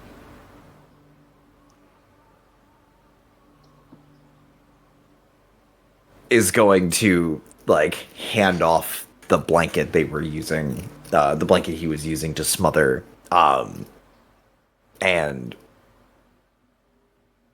just yell, "I'll be right back. I'm gonna go help," and go and start running in that direction, towards the darkened quarter. Getting, like, as he gets closer to the darkened quarter, he is gonna grab a torch from someone who's got one. So he's not running into the dark by himself. He's just running into the semi-dark by himself. Seeing him take off, I think, will break my focus. Gonna kind of balance between how much work has been done, how much do I think needs done yet, give some last orders, and start booking it after him. Because buddy system. Mm-hmm. How am I supposed to die alone if you're following me? With a witness. I'll keep an eye on, keep passing the buckets, have somebody go in line for me. Mm-hmm. But just moving slow. Slower than I should be.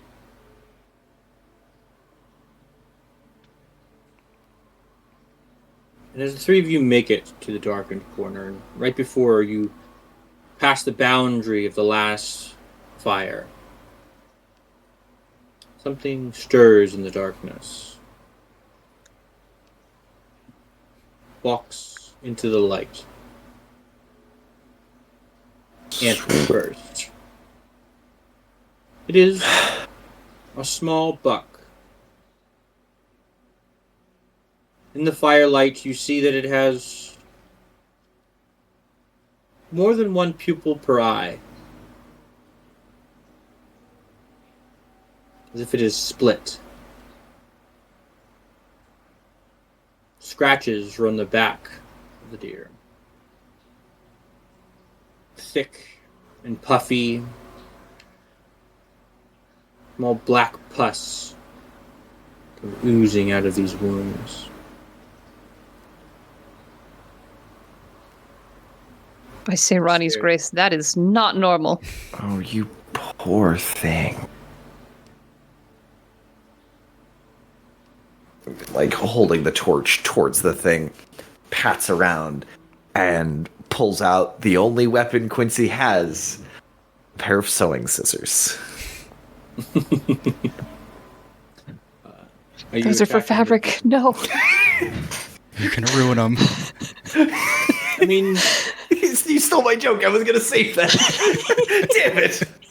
leather is a sort of fabric, but it just hasn't turned to leather yet. It's preemptive. It's preemptive fabric. I'm sure my aged my grandmother, God's rest her soul, will be fine with this. She's gonna haunt you until you're haunting someone else. Oh, anyway. It'd be nice to see her, you know? But that's not the point. Do we... How is this thing acting as we're approaching? Is it just kind of looking at us with that split pupil? Is it like menacingly? What is happening here? One split pupil is looking at you. One split pupil is looking at Quincy as he pulls out these shears, and it kind of makes a belt, like a deer, Like a bleat, yeah. A bleat, yeah, like a deer bleat. Not like a sheep, but I don't do sheep. And it just stares at you. Quincy, I don't like the look it's giving us. I don't either. That's why I grabbed the scissors. As it sees you pull the scissors out, it calmly, quietly makes its way over to you, Quincy. One awkward hoof movement at a time.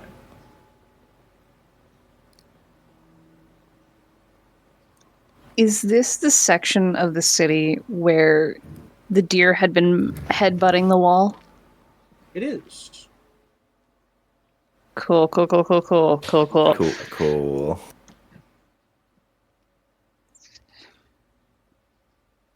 Where is Smorg?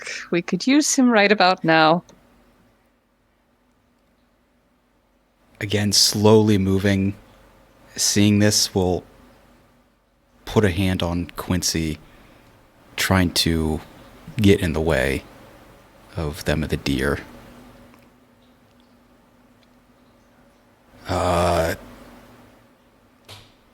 This isn't what I usually hunt. I want to see if it's close enough, just grabbing it on the antlers. Okay. Give me a roll for that. 3 dice, correct? Correct. Yeah. Don't mess it up.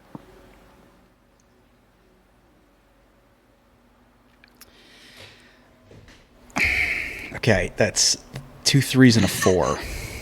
Oh, we can't even re-roll that. No. Shoot. Okay.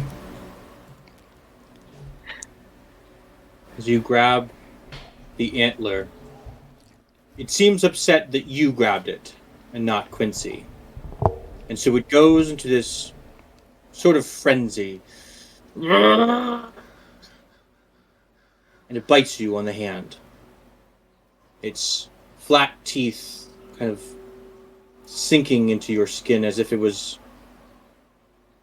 made of paper.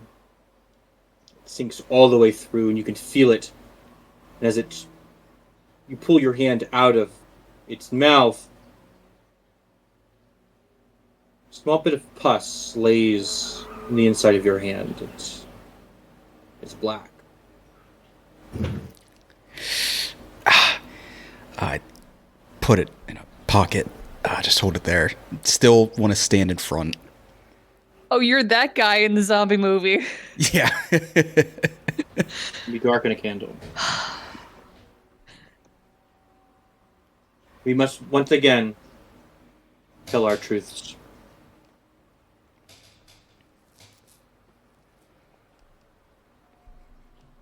The world is dark. Give me the same order, Curtis.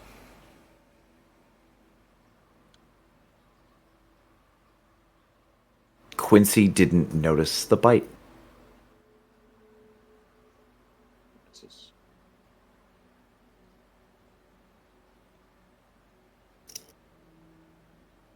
The break in the wall hasn't been noticed by anyone else. There. Smorg has been waiting for this.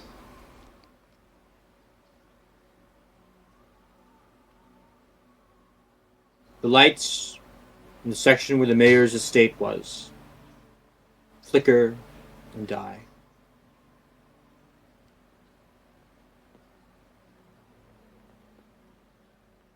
Above Game Derek, what was the woman's name who was sitting in the house? Pammy. Pammy? Pammy. Pammy is sitting in the dark, but she is not alone.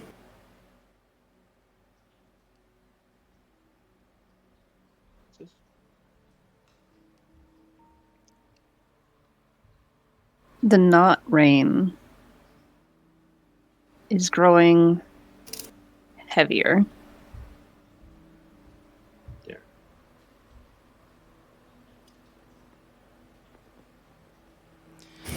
Father Pyre has a circle of wood ready to light if he needs it for himself. Most importantly, together. We are alive. alive. Alive. Nailed it. I got one word out. The most important word, thank you very much. Truly. That puts us to 8 dice now, yeah? Yes. As we reset. 8 dice go back to you. This can't possibly go poorly. 1 dice. Right, Curtis? Added to mine.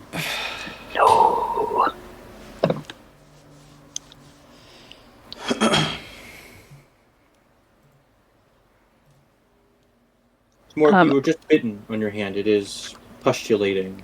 It doesn't seem anyone has noticed. Just continually trying to wipe it off,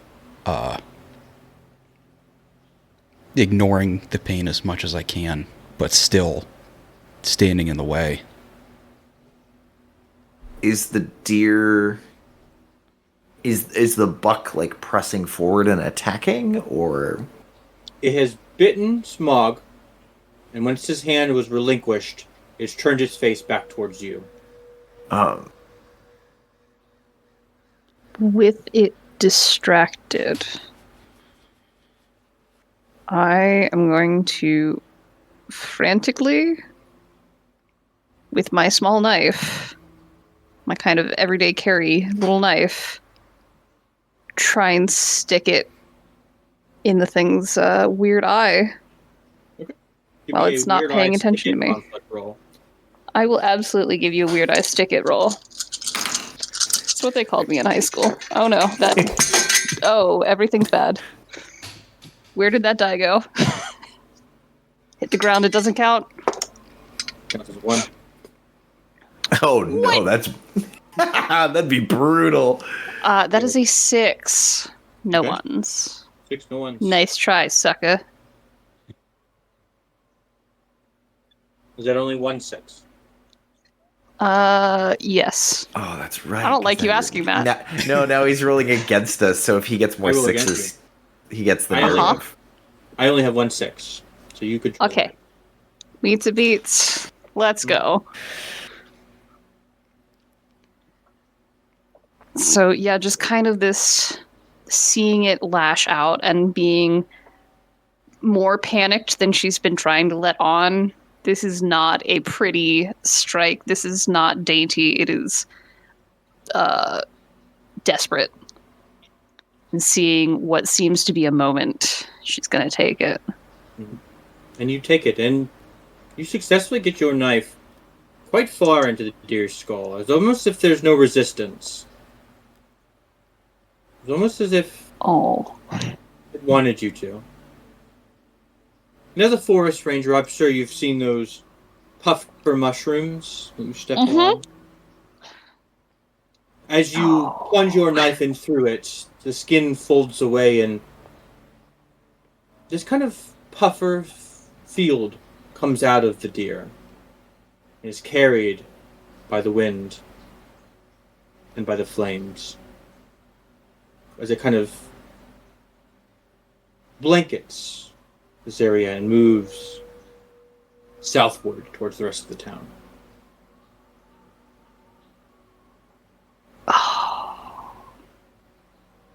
I'm gonna try and cover my face real quick. But there's probably some that still got through. I don't want to breathe nasty deer puff.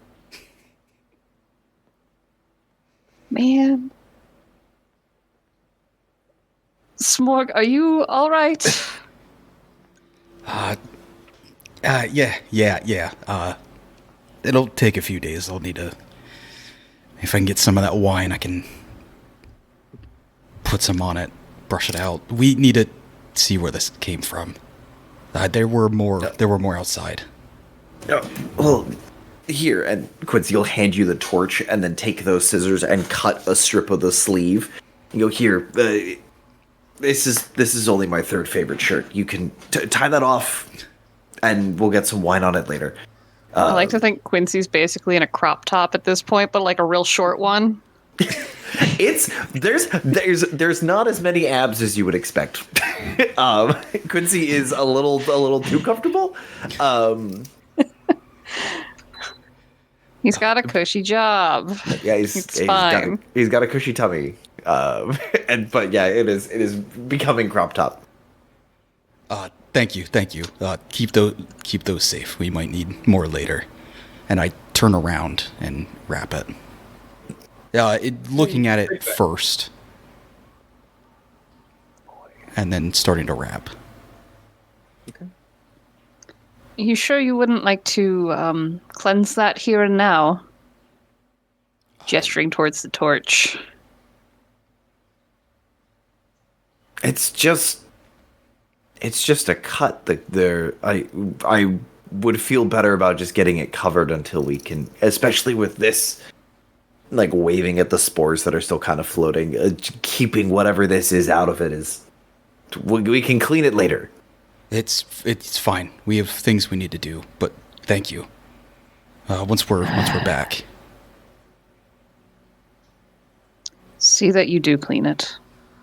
Of course. Perhaps stop by the father. See if he can do anything for you. Healing isn't really my forte.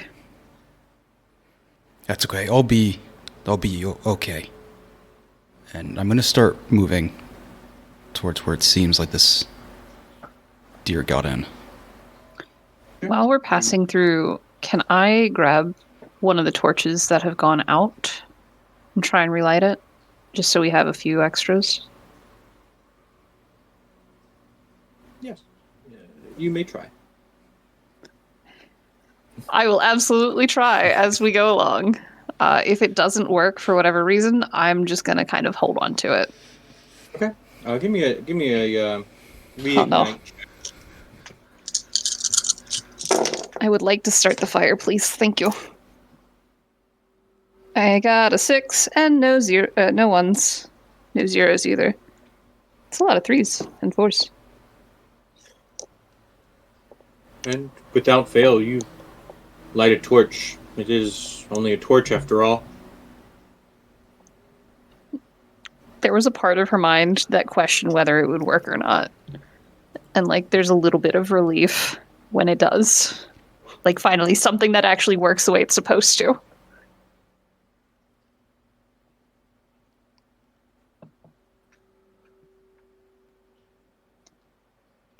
Are there any people as we're making our way towards the wall?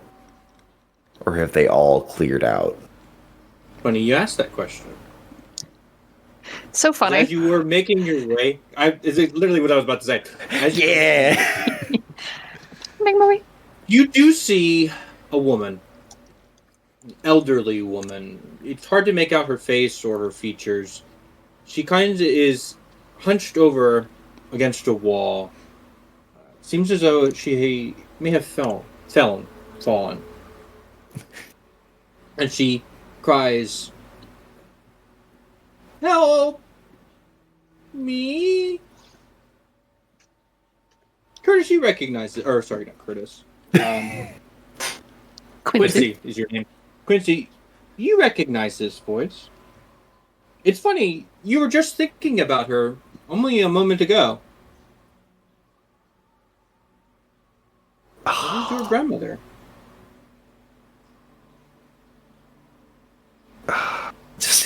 Cynthia, I told you. I told you to stay indoors.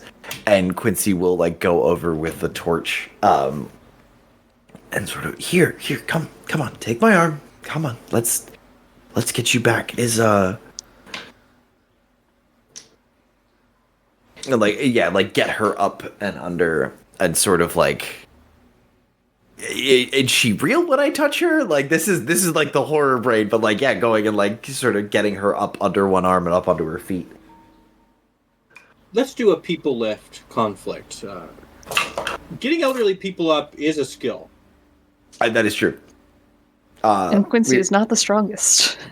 We are at 8, correct? 8 dice. Correct. We are 8. We have not. Yes. We haven't lost any yet. Yeah? I gotta keep saying that. It's so good. Okay. 2 successes, 2 ones. Okay. Yes. These pauses make me hesitate. You basted.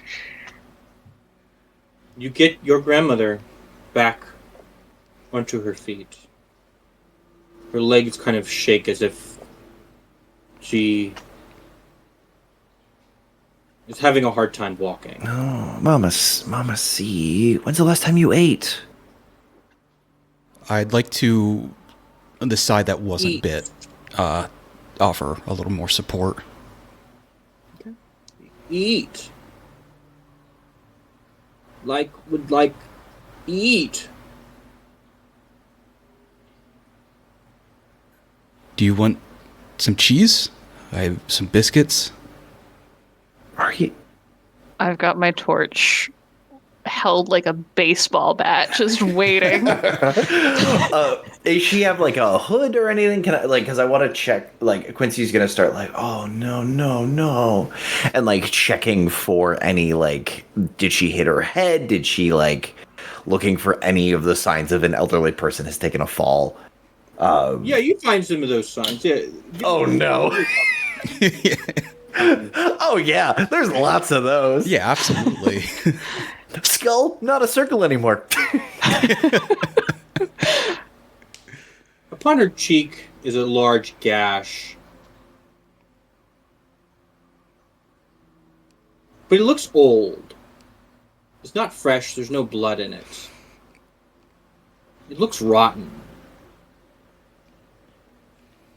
Pus kind of oozing out of it. And as you take the candlelight or the torchlight to it, her eyes seem completely dilated. Oh no, she's got a concussion. Don't let her sleep. Quincy, when's the last you saw your dear grandmother?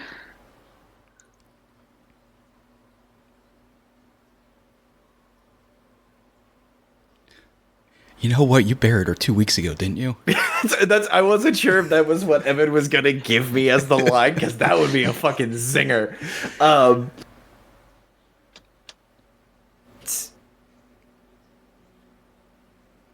We sent her. She was supposed to leave yesterday.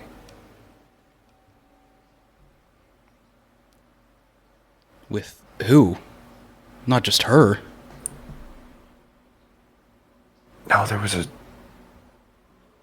There have been small groups, I believe, gathering things and heading out. That's We why sent her with some friends. everything's been lasting so long, but Quincy, Hunger. Quincy, perhaps you should step back. Mama C, did you make it to Kinstone?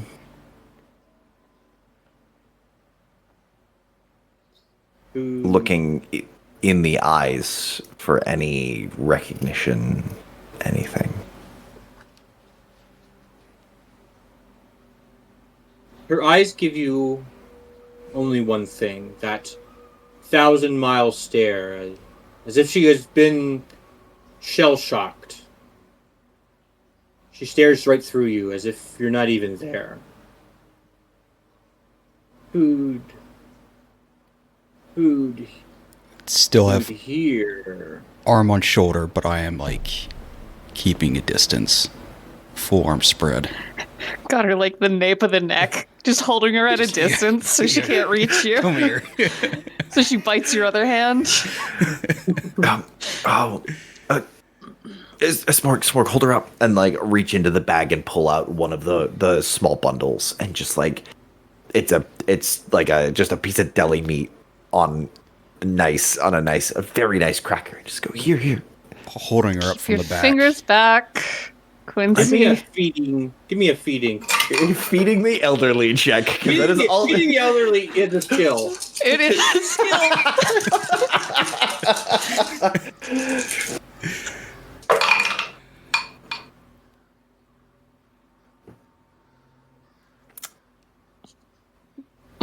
So that's 3 1s and no successes. Nice. So Curtis. no. I'm burning for a reroll. We're Okay. What are we burning, bud? What is on the top of your stack? This is our first burn. vice regretful. Vice.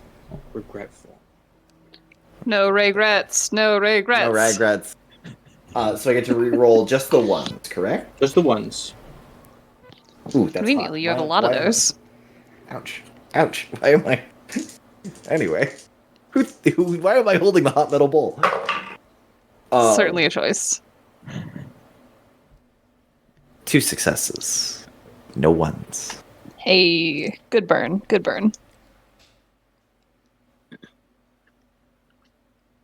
Here, let me open the mouth. She's trying to force her head away. You kind of try to open her mouth, and you are Goliath. Maybe you put a little too much strength into it. No, come The on. bottom of her jaw breaks off, kind of like snaps beneath her skin. And she kind of puts this food into her mouth, and it just falls out. Oh man, like the teeth bend in weird. Like she's like, And she I am starts to so primed to like- swing. go into this spasm. I'm sorry. starting- put her down. Okay. Lay her Oh down. no, poor choice of words. I'm swinging. Yeah. I rolled a swing. Give me a swing check. You are Swing still against sitting the elderly. Let's go. at Also a six. skill. That's 2 successes. Okay. 2 sixes. No ones. I'm real good at swinging against the elderly. Throwing hope. bows. How would you like to swing against this old lady with your torch? As soon as it went from like weird vibes to yeah, that ain't right, to her face just breaking in half and hearing put her down, all of the everything that was pent up goes into this swing. The torch goes straight at the face that just ripped open. Quincy, I'm sorry, and swing. Why are you? Ah! As you smash into her face, you hear the crackling of the fire burning something very fast. As it goes through her and the ashes fly. Her body kind of lists to the ground as she spasms and stops.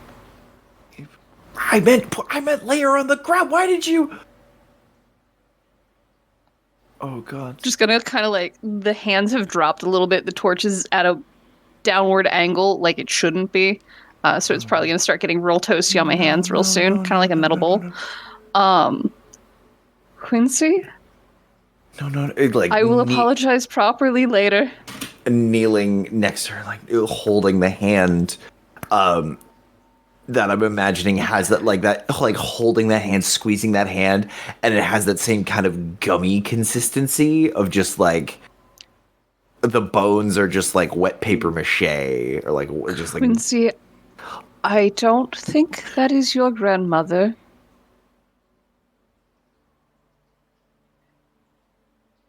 Which is why I am only somewhat sorry and will apologize later. For now, No.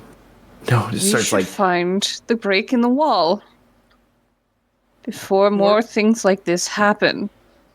starts. Smart. Could you give me a quick cough?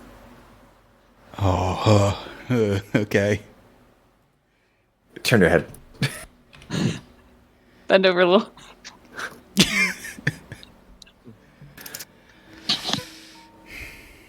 Like being back in the birdcage. Right, you don't have to roll for it. I just wanted you to cough into the mic. Oh, I'm sorry. give me a cough. Okay. And so Quincy's grandmother lays in pieces now upon the ground. Rip in pieces. Shifting comes from the darkened areas of the street you are currently standing on. Movement in the dark. I'm sorry, Quincy, I didn't mean to do that, but let's hope she made it to Kensington. This is some duplicate. Maybe some more move powder.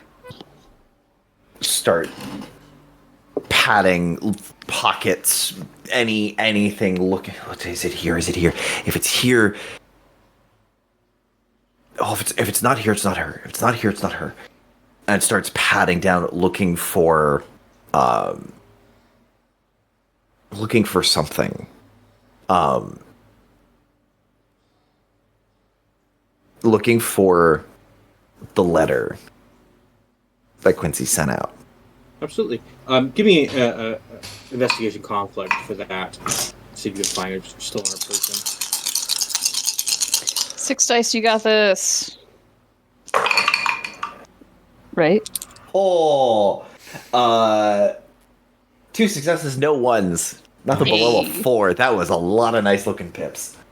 This is the third roll in a row we've gotten results like that. Let's freaking go. That turn is going to be brutal.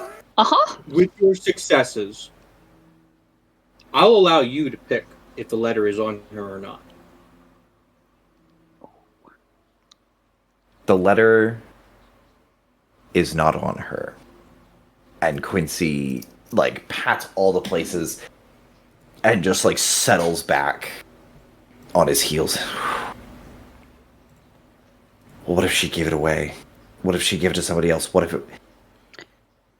What ifs won't help us right now, Quincy? It wasn't her. I'm Wasn't going back to back with the torch. Ready again. Standing up slowly with the scissor, pull the scissors back out with the torch in the other, sort of pressing back to make this to turn this back to back into a triangle.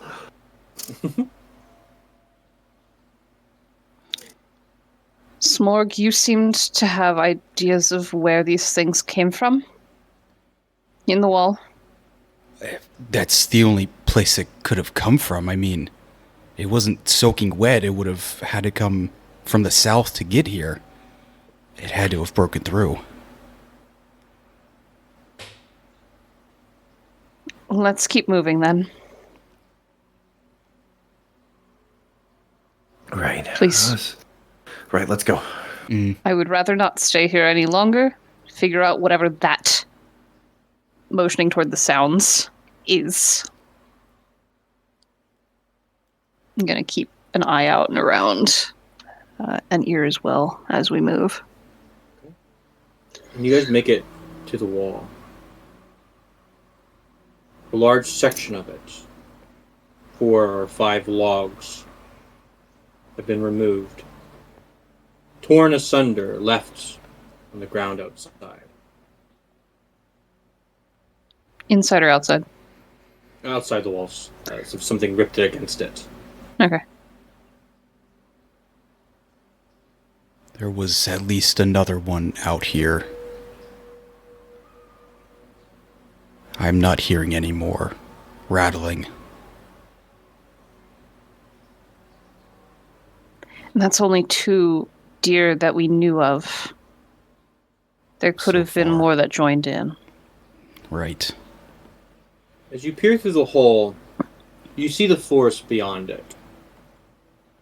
There is this fog that had been rolling in all night. It has almost reached the wall itself. Noises could be heard from the forest. Gurgling sounds. Sounds of the trees kind of being pushed aside. As if something is moving through them. Can we see the torch in the field from here? Or has that gone out? Or It's just no, because it's so far on the other side okay. of where this hole is on the gate's house. So you can see it from the gatehouse because it was far to the left, but it's the angle you Okay. just wouldn't be able to see it. Gotcha. I would like to try and find something around here to start barricading this hole in the wall.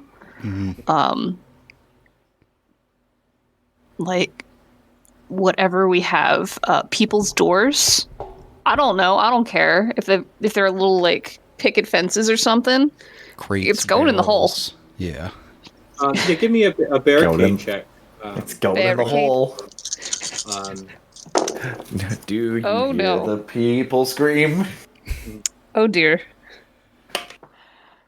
That's 2 1s you once? and no successes. Sounds like a burn to me.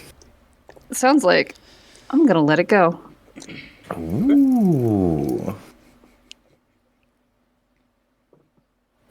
As you stare at this hole, you look around. There is nobody else in the streets. The houses are unlit.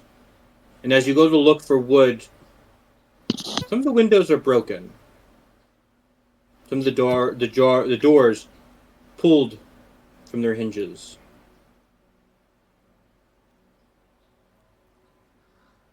Far off on the other side of the city, towards where the fields are that lead to the docks. 1, 2, 3 pyres are snuffed out. The city grows ever more dark. For the sake of time, I will snuff out 2 of these candles. It is 9:30 and there's still other things to do.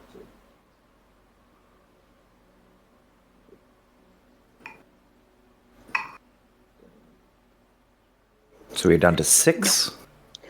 6. 6 dice. Oh boy.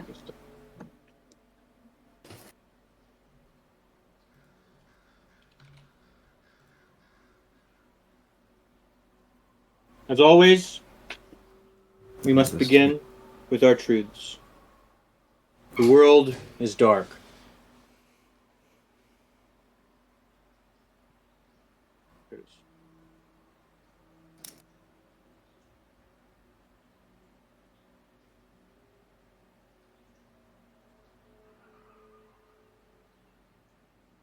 This is not the only hole in the wall.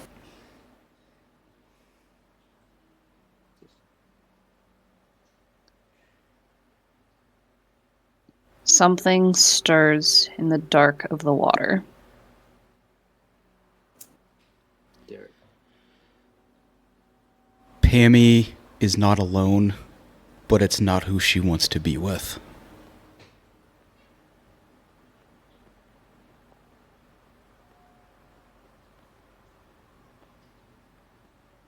Far in the dark,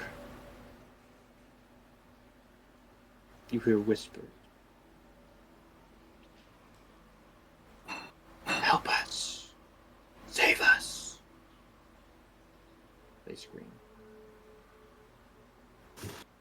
But most importantly,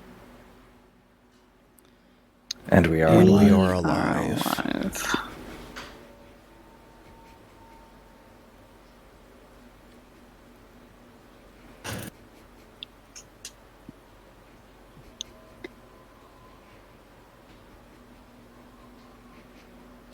So we are unable to close this barricade. And I'm picturing Quincy not really participating. as Immerse and Smorg are pulling whatever they can together, and it's just there's nothing to attach to. There's nothing working.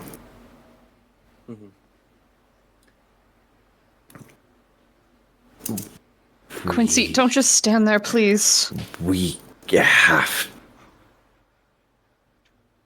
Just frantically throwing whatever scraps I can find. We. Is there...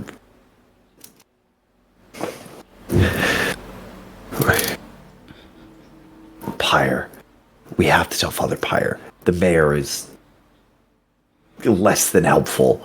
A useless worm, we know. They've. Who cares about 4 days when supplies run out if we don't make it through this night? This hole's too big for the three of us. We need more help. There are people back there that can help us.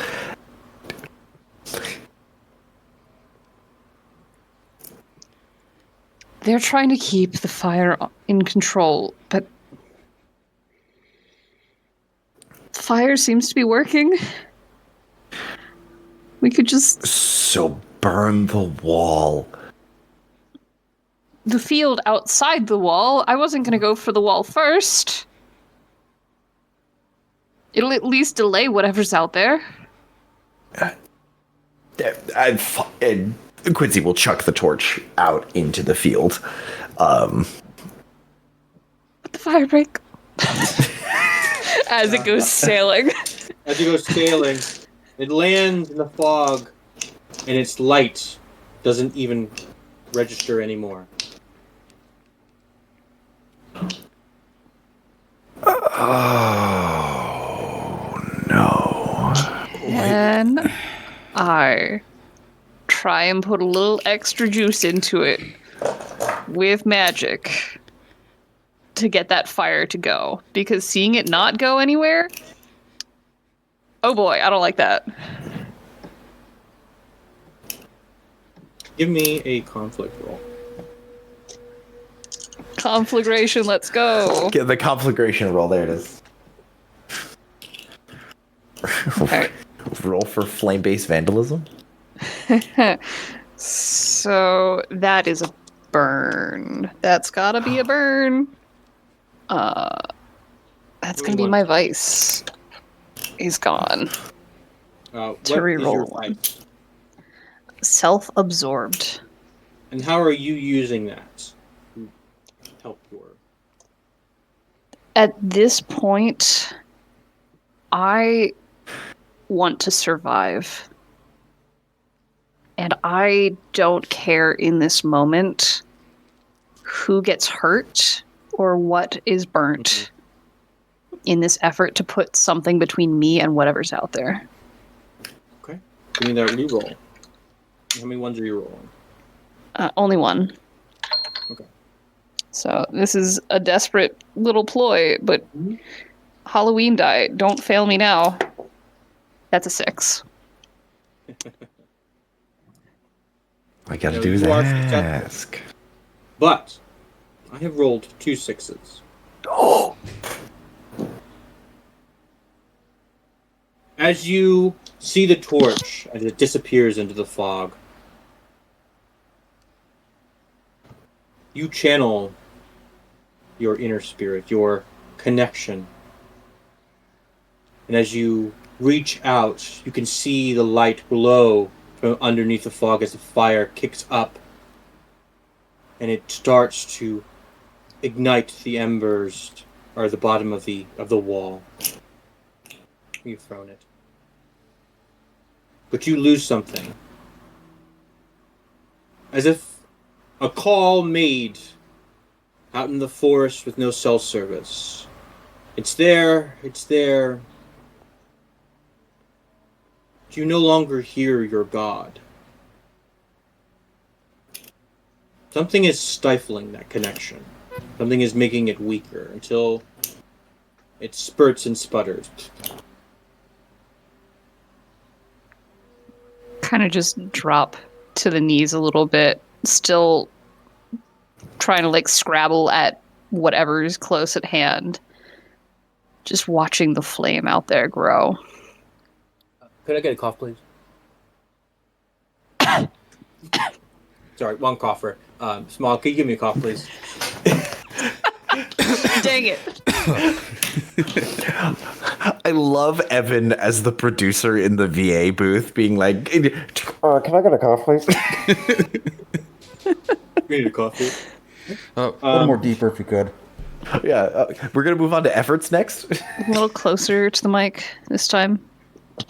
And a small fire starts at the base of the wall.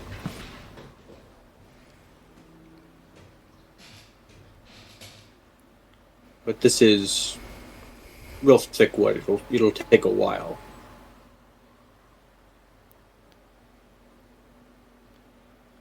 We need to start getting some guards. Somebody else that can help.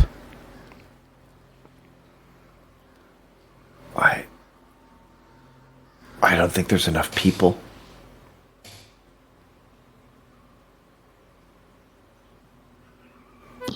If everybody had a torch and a spear, I don't think we could hold the wall. And keep things lit. I think that just spreads us out too much. What are we doing? Going back to the festivities and just waiting?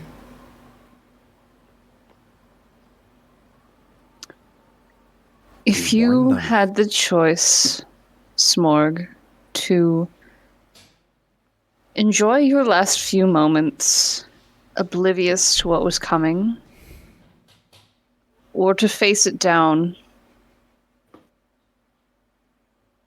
what would you choose? I would face it down, giving the rest a few extra seconds.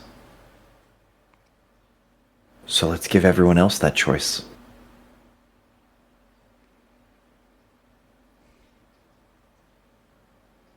I imagine by now we're all somewhat soaked from the heavier, not Soupy rain. rain. Yeah. Heavy water rain. It's sort of like It's tritium. slick. Your It's body. what? It's like sticky. What did you call it, You- Curtis? It's tritium. It's a nuclear joke. Don't worry about it. Okay. Hey, we're back to references I don't understand. Let's go. It's been a while. You need heavy. Well, Heavy I'll rain. explain I after. get it. Yeah. I'll explain when you're older. So, your clothes are starting to get soaked.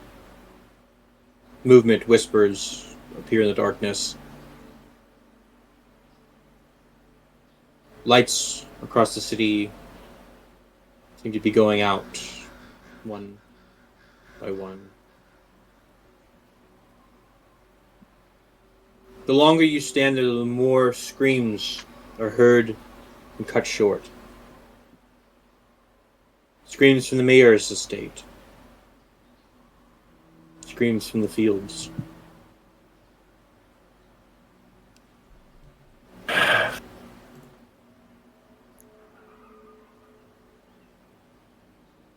We need to gather everyone together.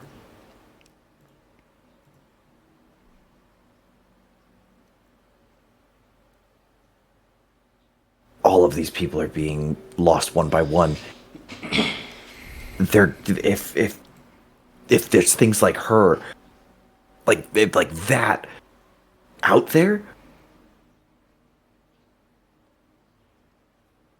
and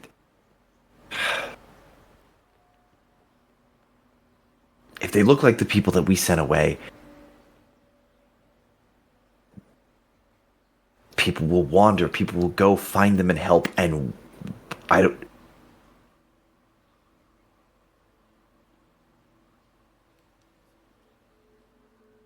Right now, all we have is the people around us. And that's... We could return to the church.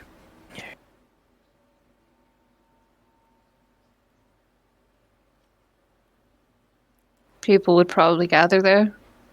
If we pull people back to the church, I think that's what we need to do. How do we know who to trust, who to bring back with us?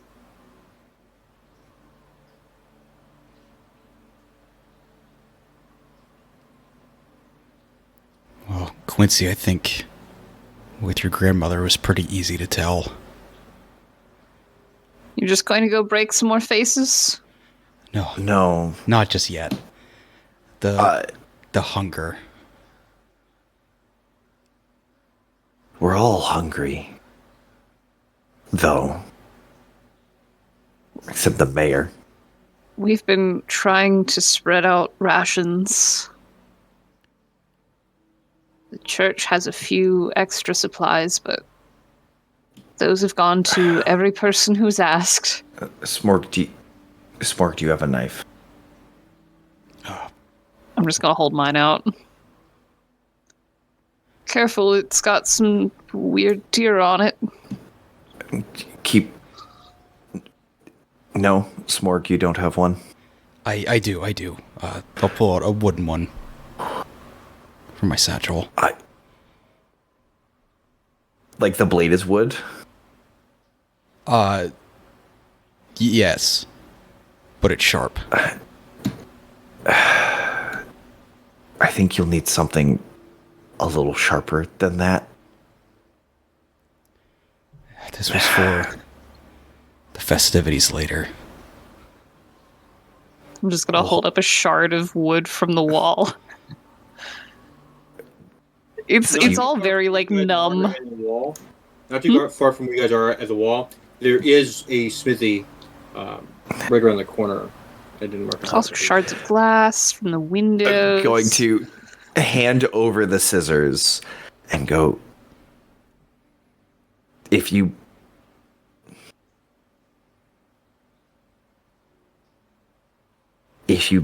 open them and twist, we'll get 2 knives out of these. And anyone that we meet that we don't trust, we see if there's blood. There was no blood on her face from an old cut. I think if it bleeds, it's not one of these things. Here. And he holds out the sewing scissors handle first to you. We don't have a lot of time. Just... If Cynthia's okay with it.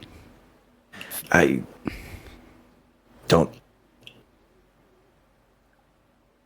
Looks back. Cynthia isn't here right now. And I'll break it off. Take one piece. There is an physical clenching as they snap, but we'll take the other handle back. I think we need to go now. All right, right behind you. I'm gonna, as they're starting to walk away, finally get up very carefully from the ground and just kind of sullenly walk behind, keeping ready and twitchy at every little sound and glint of the firelight. And at this point, she's lost composure enough that the ASMR traits are fully on display, and it is uncomfortable to see. Oh no, they're gonna stab you. They can try. As if showboating your presence, 3 small abominations come crawling out of the darkness. They have 4 legs, but some of them are blobous. Some of them appear to be human hands.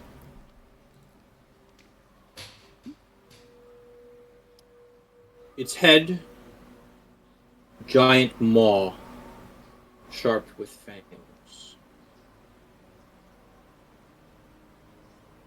Has come kind of careening up to your group. Almost if they can smell the godhood in you. Yeah, she's screaming. That thing Scream is... first in the town. And it's got like that chorus effect to it. Boy. That goes straight to everyone's soul.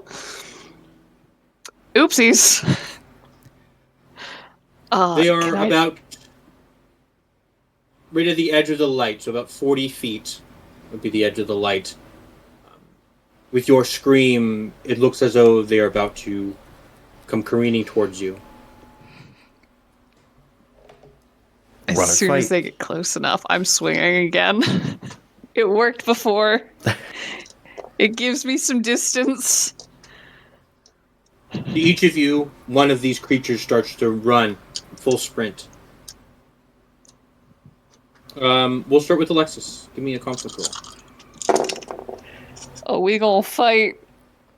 That's 2 6s and no ones. No ones. I ate and left no crumbs. Okay. Smog, can I have a conflict roll from you? Yep. I am barreling down, hitting it with my shoulder.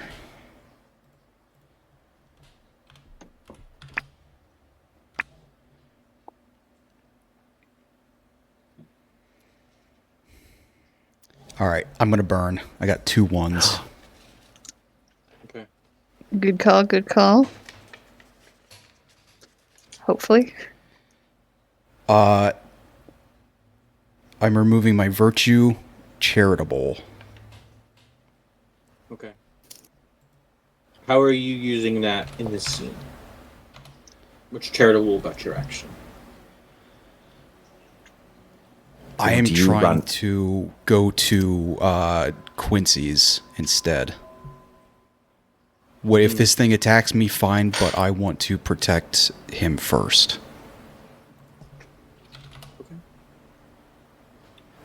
Roll them once. Is Brun in the room with us right now? He might be. That is a 5 and a 1. Oh no! That would be a failure. Do you still want me to roll to see how mine Yeah, go goes? ahead. And Go ahead. possibly lose 2 dice. Yeah, we'll take 1 dice away. a You one. did get a 1. So I'm down to Five dice 5. Yeah. So if I fail, then we lose. We're blowing out 2 candles. Yes. Makes sense to me.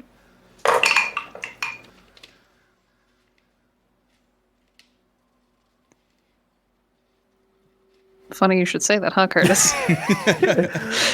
Hilarious bit, guys. Real funny, I huh? know. I've got 1 and I got 2 cards left. We're gonna burn my virtue. Magnanimous.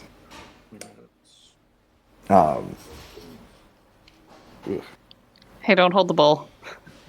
No, I'm on the bottom. This is fine. This is much safer than what I was doing before. Also, Derek, was that flash paper? The heck was that? No, just part of my journal. I just ripped a few pages out. Nice. Yeah, he soaked his index cards in gasoline before we all started. This one is the seeing the step in for the save, and the pivot, the moth thing was coming towards Quincy, and seeing Smorg step in front, Quincy's like, oh, and then turns to the smaller handsy one, and failed. So 2 of us are having a bad time.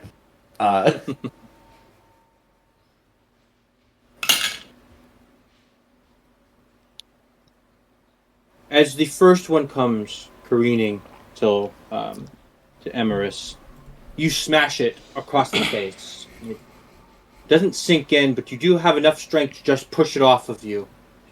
And as you push it off of you, your head turns towards your compatriots. You see the Goliath run towards Quincy, and as he moves to stab it, he misses, and his arm is snapped by this maul of a second one.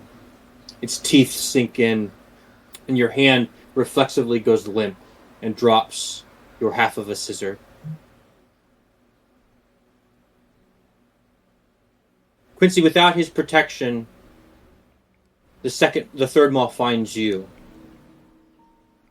The gash is put into your leg from just the sharpness of its teeth, and your blood starts to pool out of it. 2 candles will be darkened.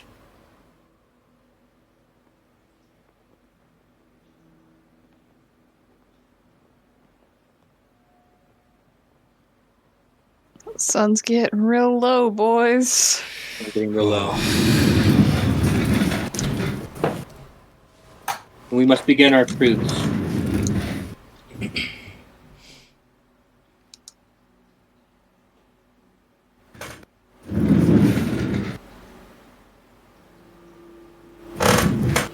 The world is dark.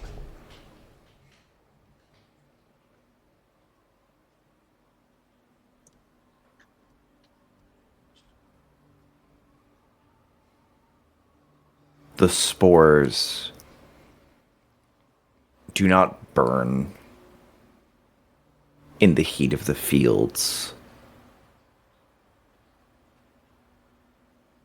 Instead, they spread over the festivities. But more importantly, And we are And we alive. are alive.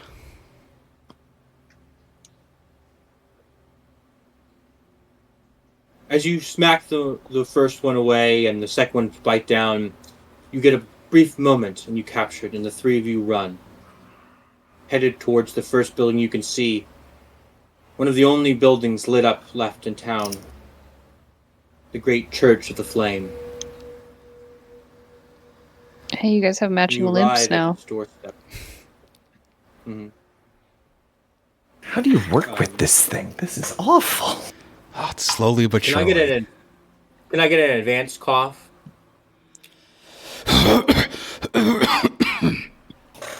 You feel your lungs tightening. The thick, viscous mucus. Can I get a second cough from Quincy?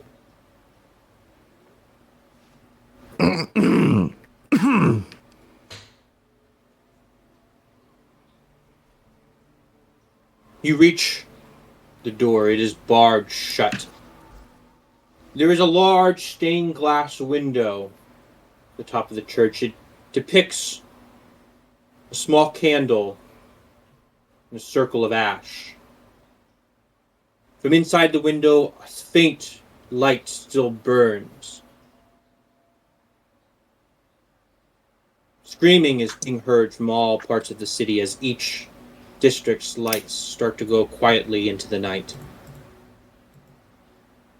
Rumbling is being heard. Creatures larger than those you've seen gather in the darkness.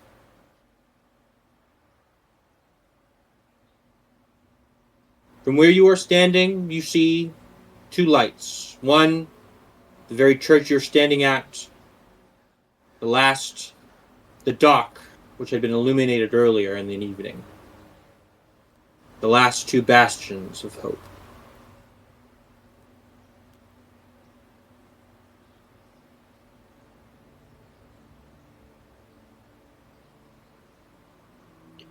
Do we see other people heading to the church? You see people, the very few glimpses you do see of people, they are running all over the place. In their minds, nowhere is safe anymore.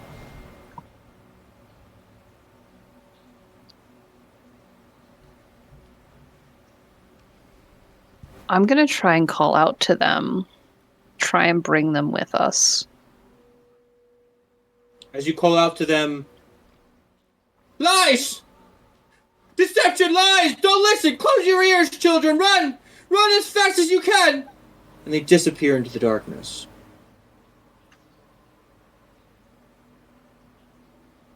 Yeah, that one hurts. We're back to the deeply pointed remarks. She's going to internalize that for therapy later.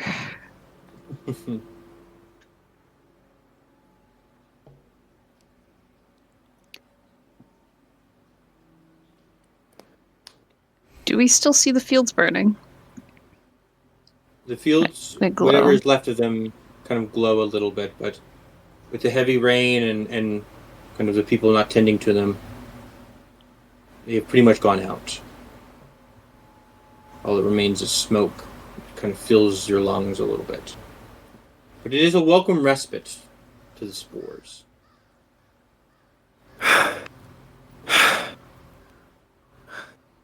Is Father Pyre in the building? He should be. No. He usually is.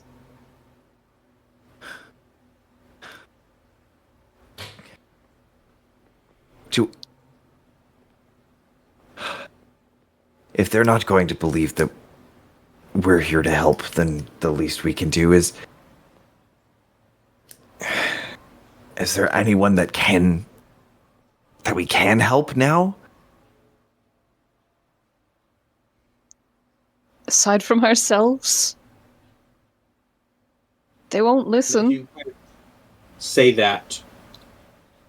On the door itself is like this slit that kind of comes careening open. And you can see a pair of eyes staring back at you. Who's out there? You hear in a familiar voice, the voice of Father Pyre. Who's out there? Emeris. Come closer to the door. Like, he'll see in the little bit of torchlight that we've got left, like that glinting, shimmering surface to her skin, like the obsidian eyes. Come closer. Let me look at you in the eyes. My eyes are up here. And here. I want to see them. And here. I'm only looking at your eyes. Respectfully. Respectfully. Father, please. We have seen the destruction of what is out here. We need safety. It is you get myself closer and enough- Smorg and Quincy. As you get closer and your eyes meet his in the slit, you see a torch from his side come up, and he looks deep into your eyes. Please, come quickly. And you hear the bar move, and the door swings wide. Quickly, come in. This guy only has one lock on his door. What is the mayor so scared of? Whole lot of good those locks did him. And as the three of you kind of come back in, the door is slammed shut, the bar closed. And you see the father. He is wearing crimson red robes, these black pieces of fabric on either side, trimmed with gold. He has a long, flat hat on his head that kind of has a strap that goes around his chin. I always hated that hat. And Father, as you are is now really the time for formalities. He was actually wearing this earlier in the evening. I just didn't describe it. Father, you're still wearing that hat. The town is full of monsters and you're standing on ceremony? My friends, I don't know how much longer I can keep Pyre going. And he points to this large brazier that kind of sits in the center of the church, its flame dying. The fire is red, like crimson, with spots of pink at the bottom.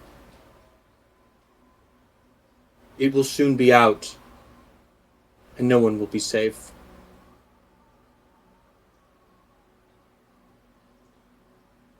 I must ask of you a favor.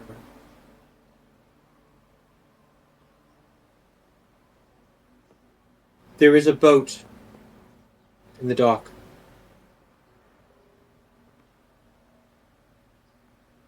There is a person that must be on that boat, or all hope will be lost.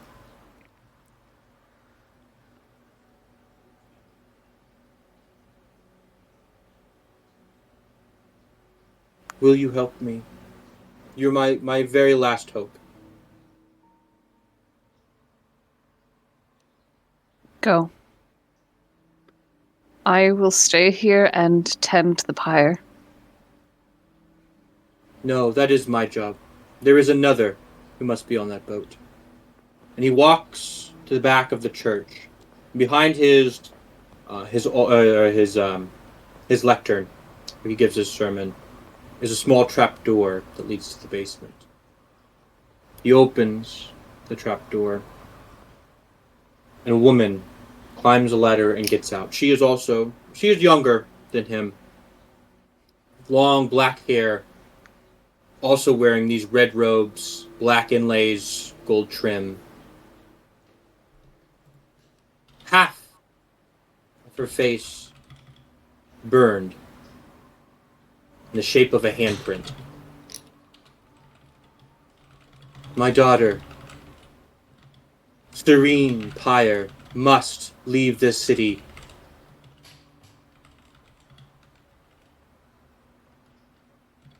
I will stay and tend to the fire as long as I can, but once it goes out, no one is safe.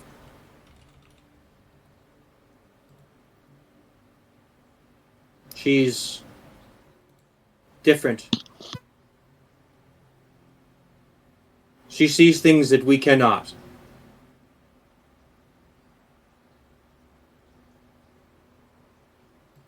With all due respect, Father Pyre, every single person in this city sees things that others do not.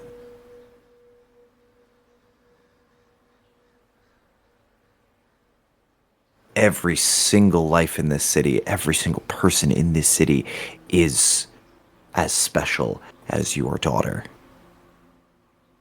Don't think I'm special. My daughter is not just a normal person.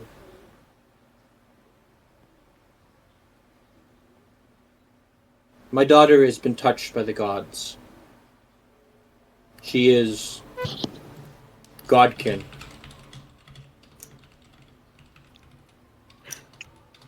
Little bit of a look. Just like, seriously, bro. But continue.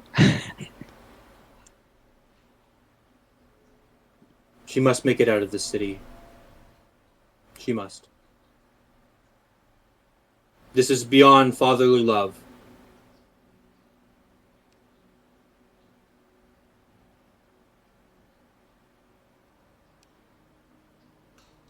Smorg is sat at this point.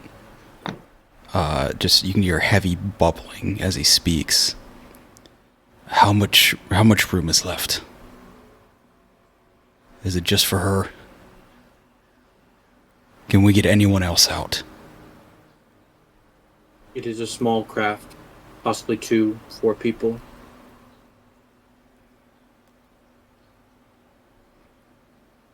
I will help, but I have someone else I want to go with.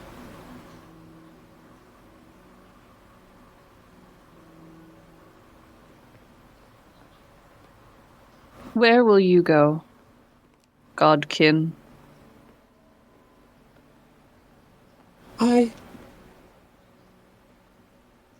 She kind of looks at her father and... How old is this girl? She's about 16. I've been told I'll find safety in the great city of Callow.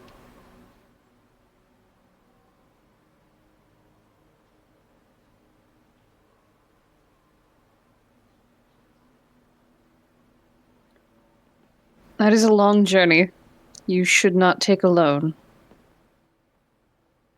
I believe Smorg's individual would be best to accompany you to ensure you make it. But first, you must go. You must leave now. The hour grows late, and the night only darker. Please. How much time do we have before your flame burns? Kind of looking at the flame. It is pretty much dying. And he kind of turns to you and gets a little closer. However long a body takes to burn.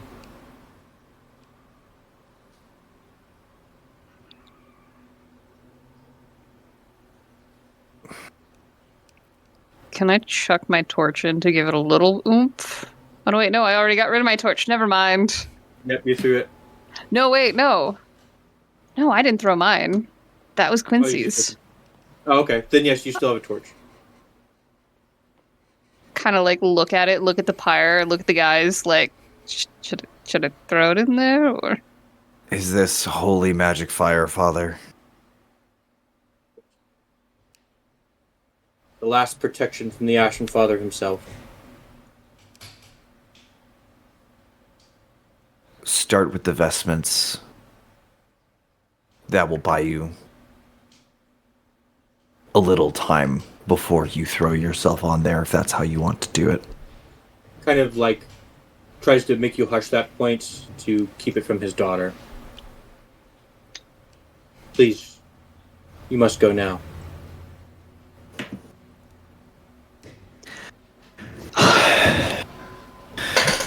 Pull myself up.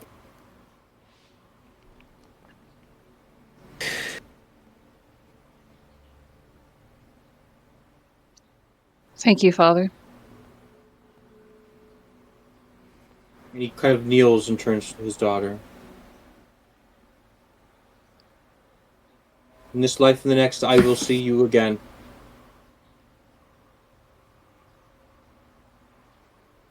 My soul burns for you, and you alone. And he gives her a big hug. And he pushes her towards your direction.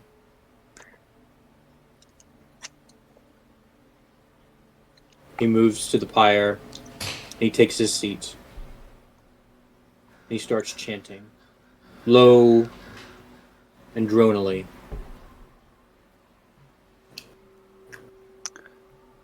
So, DM question. Yes. My moment card is next. And what I wrote is, I will find hope when gratitude is freely granted and grace is freely given. Okay. This kind of feels like that moment. Okay. So what you are going to do is you're going to roll the dice. It is still a moment of chance if you get your hope or not. Okay. So give me a check. Roll your 3 dice. How many dice do I have right now? 6? I think is it 6 or it should be 3 because there's only 3 candles left. Ah, my apologies. Hopefully. I had this at 4. We will tweak that. It's a 5, a 2, and a 1.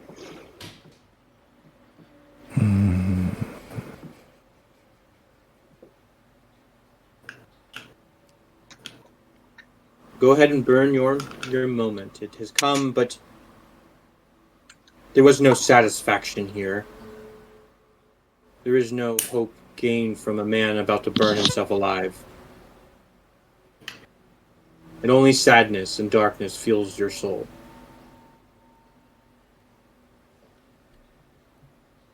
As the barricade to the door is opened,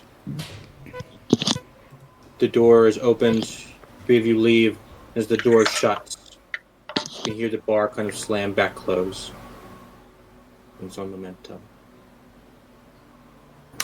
I'm gonna be so for real. I was ready to throw myself in the fire to give everyone else a chance to get out. So here we are.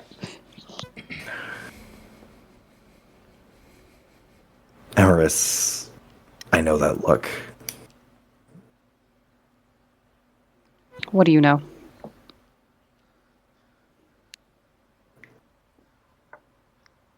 You are looking for something that no one but yourself can give.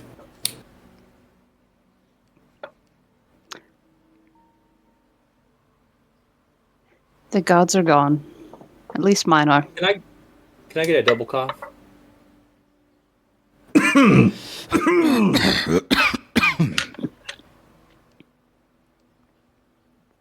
As you cough Or the on the church steps, you can hear creatures moving in your direction. Are the gods your only reason for living? That's what I've been told. I'm gonna keep moving. You hear us, don't you? You can go with them. You can make space. We will stay.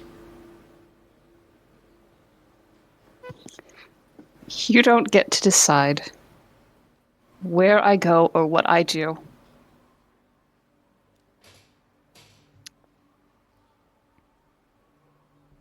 I have worked so hard to give this city a light that it needed.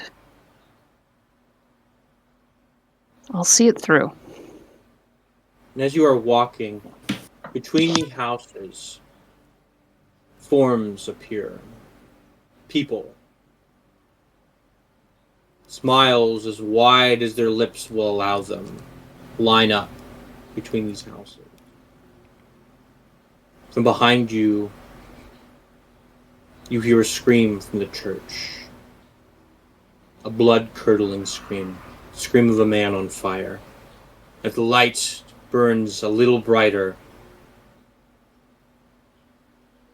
something is following you.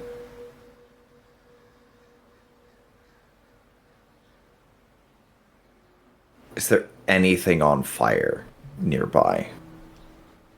The torch that's in Emery's hand. I will take the scissor and just cut off the sleeve and like make another pair of torches. And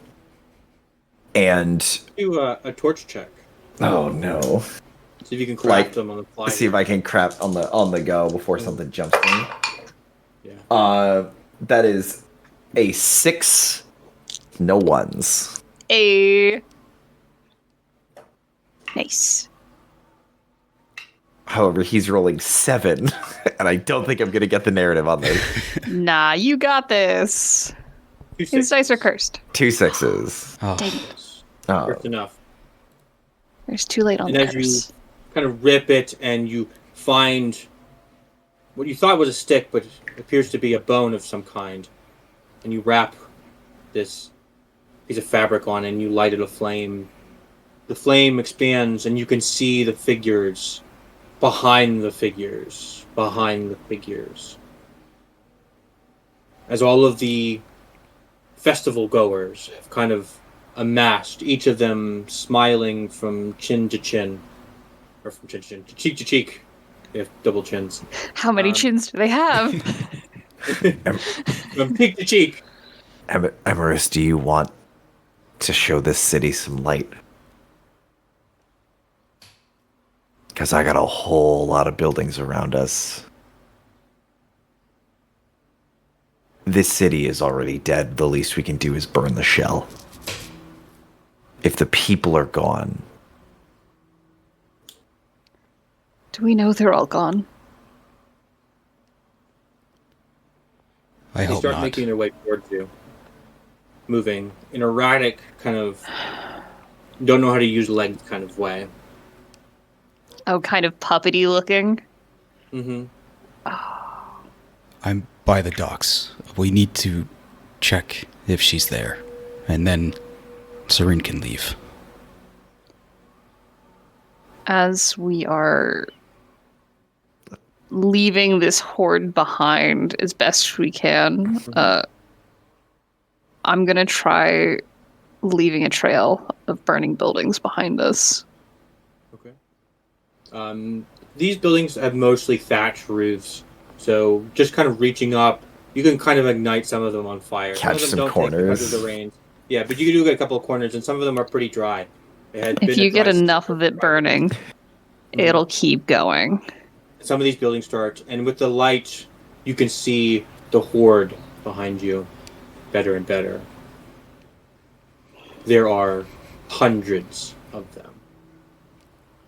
And way in the back is the largest of them all. A creature the size of Piraeus had been way back in Alrith. And it moves, it stops closer and closer to you, as if on your scent. Smorg, get us where we're going. And I'm going to start lighting buildings to try and just, again, send more light and maybe keep these things off. Arms just... Let's do a burn check quick. From whom? Well, you already done it, and I didn't forget Perfect. to do it, so Curtis. Don't Another make me roll. another 6 with no ones. Nice. Let's go. Good job. Okay. And I got no. Goodbye, narrative control. I didn't get any 6s. So it is what it is. Hello, narrative control. The buildings continue to catch, and there is,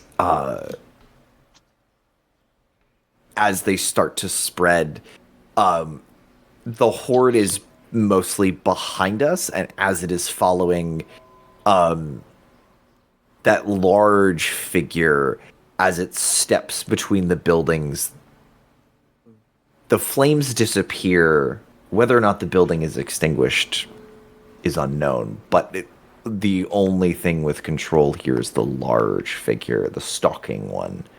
But it is keeping enough distance that we can get. They're not breathing directly down our necks anymore. That is correct.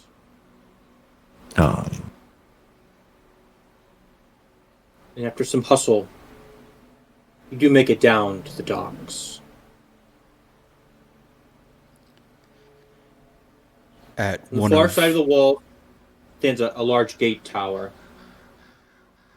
locked by a double door.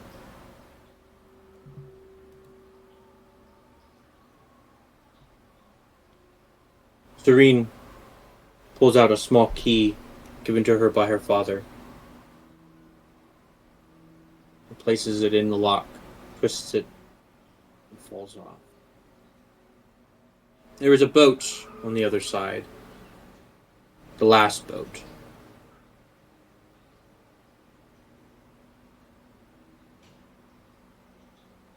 And as the chain drops, more of those mauls with legs appear. 4, 5 come careening out of the darkness, heavy on your scent.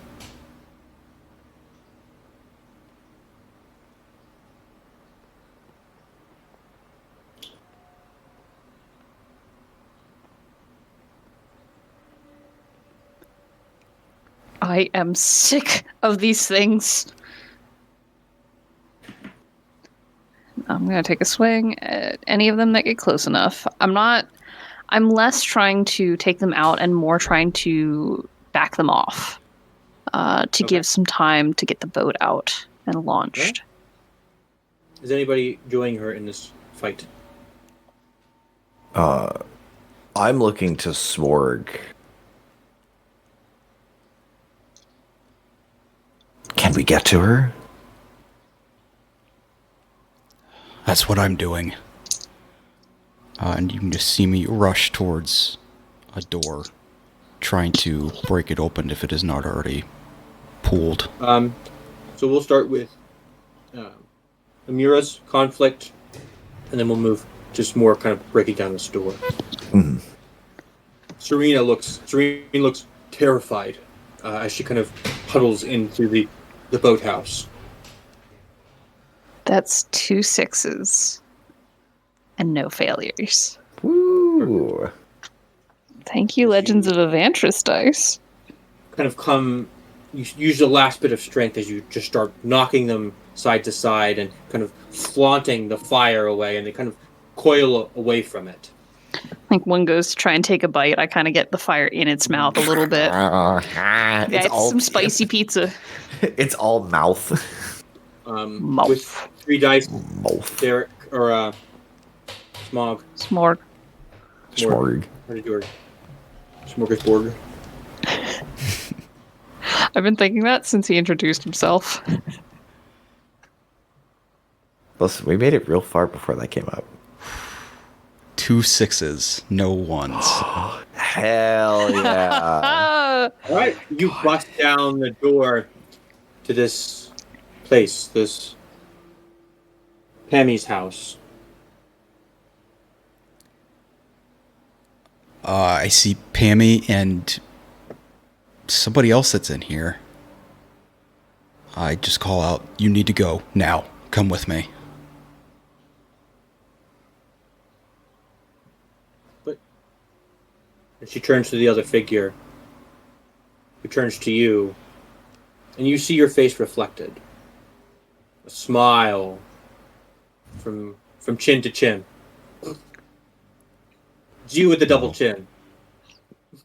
No. No. I rush at this Someone figure. else's grandma I need to off. Okay, Quincy, what are you doing down by the boathouse? Quincy is like, we just busted through the side door. Quincy is sort of is standing in the middle waiting for either one of them to call for help. Actually no. With Serene being in a tizzy, Quincy's going to kneel and go, "Serene, Yes. your father is dead. We are all about to be dead. Your You can see father..."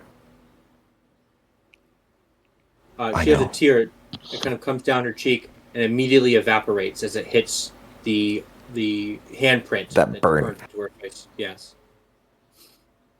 Your father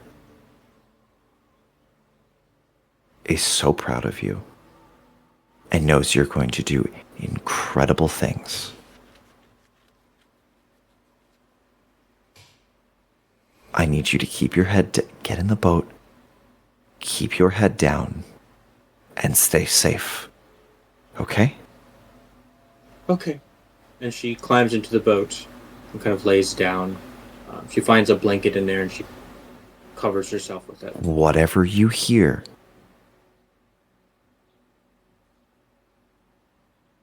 don't come out from under that blanket until the sun comes up.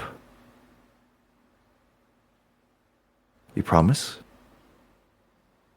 I promise. Okay. I sort of turn back to see if either side needs an assist. It looks like they have it pretty well handled.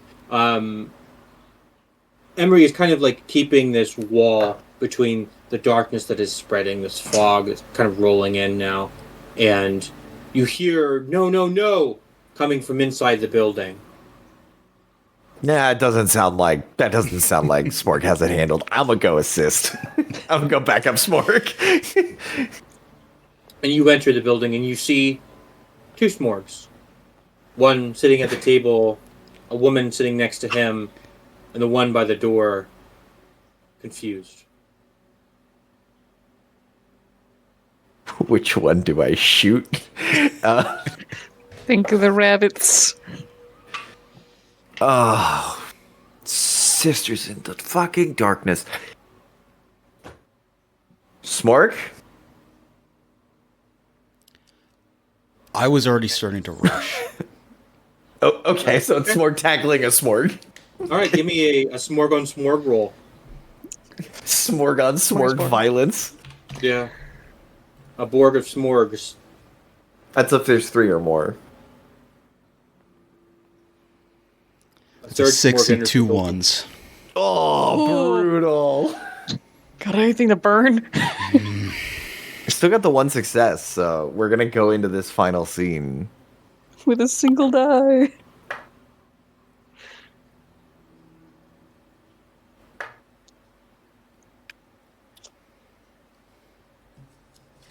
And as you rush this Smorg, that is exactly what this Smorg and this Pammy wanted you to do.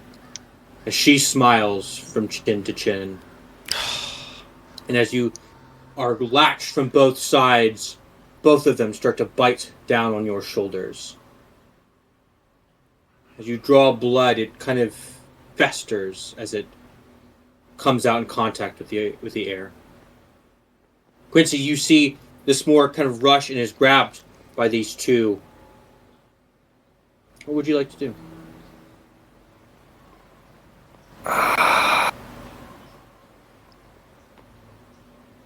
Yeah, Smorg, for the first time without any hesitancy that you've kind of seen, is running forward with the torch and the piece of scissor, and is going for the other Smorg. He's going for the other Smorg's eye to try and just like pop that thing on my 1d6. Give me a 1d6. That is a 3. I cannot re-roll that. You can, if you burn a brink, or I still have my moment. moment. I'm not on my brink yet. So yeah, that is a failed roll.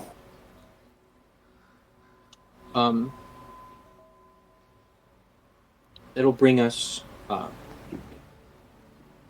doxing a candle. I'm gonna finish this set out here. Can I add in, as I fall, my letter falls out of my satchel as well as a single candle. Mm-hmm. Like a birthday candle. Oh In no! the shape of a 10. Should be 10. Interesting. A small candle falls out. But now we must move to the truths. We have one candle remaining.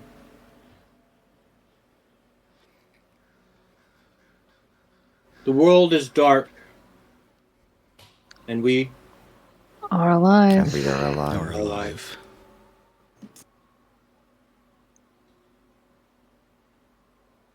You stand outside of the boathouse. Serene on the boat. Smog. Kind of being Smorg. Smog? Smog. Smog? Smorg. Smorg. Smorg being bored. Kind of being borged by another Smorg and this woman.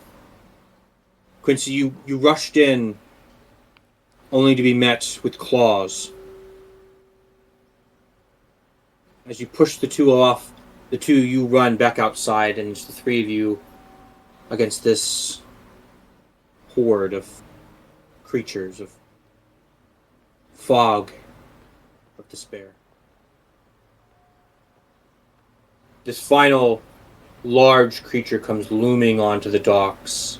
You can see the boat kind of listing as the water is shaking it with each and every step.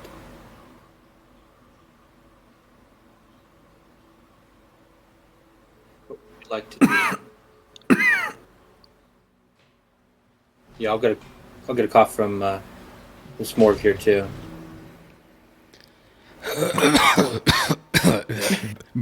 Gurgle. A lot of phlegm and blood in that.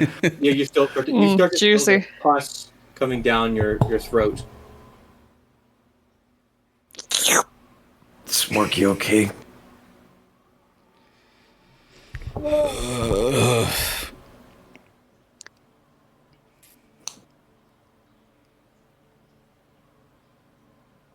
If we make it out of this,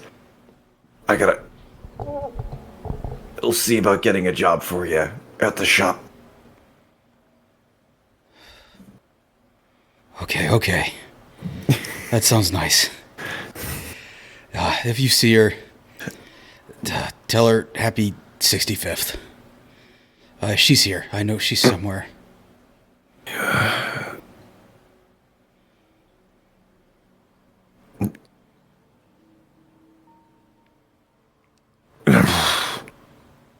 Like cough, and you start to see, like in the spit and the phlegm, it is just black. Emmer, you kind of are standing on the dock, kind of pushing these creatures back, but as you move and move, your flame on your torch gets lower and lower, and is on the verge of going out.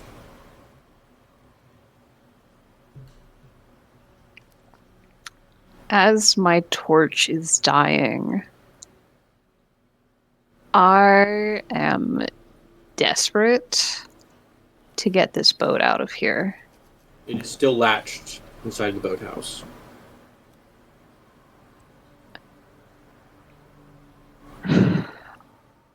I'm gonna leave the torch off to the side a little bit, just kind of drop it, and start sawing at the rope with my small knife, even as these things try taking bites out of me. Give me a sawing roll. How many dice do I have? Just one? You have the one dice left. Just the Our one. last candle. That's a 5. Oh, your brink is available, isn't it? I still have a virtue to burn. Okay.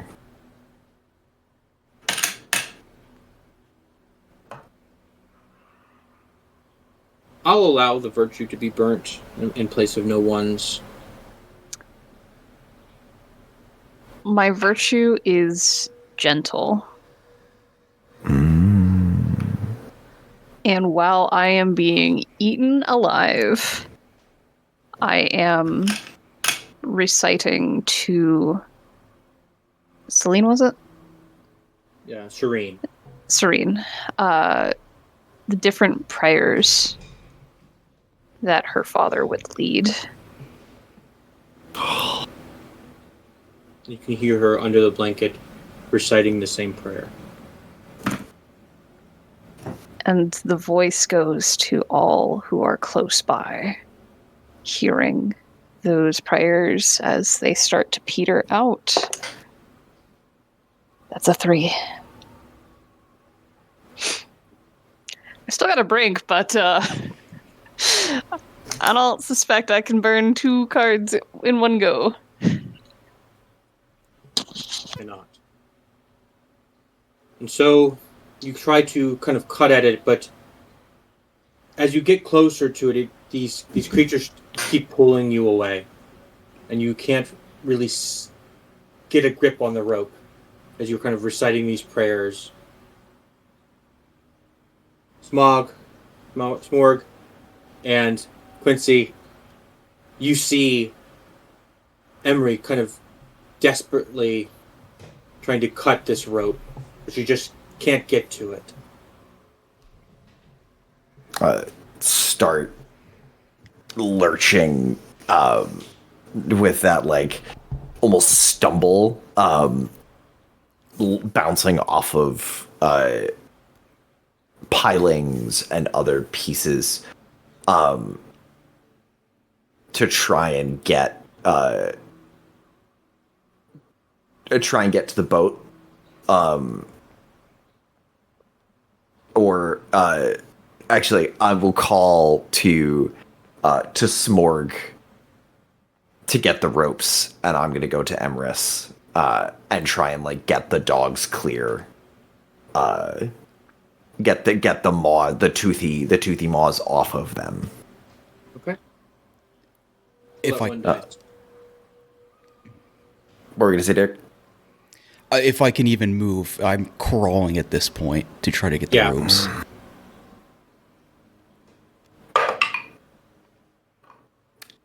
That is a 5. May I burn my moment? Yeah, go ahead. My moment. I will find hope when I save my 33rd. Unfortunately, I was at 30 when this all started.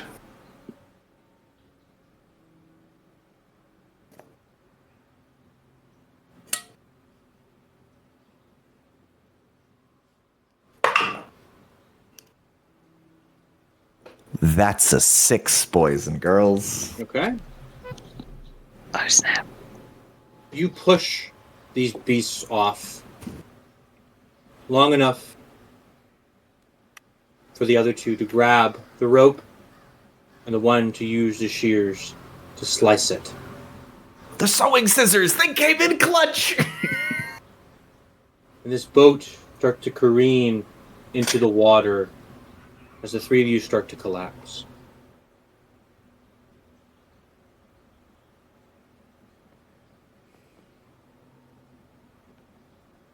And as we enter the last stage of our game, I would like for each of you to describe how your character goes out. How does your character die here in the boathouse of Brackenford?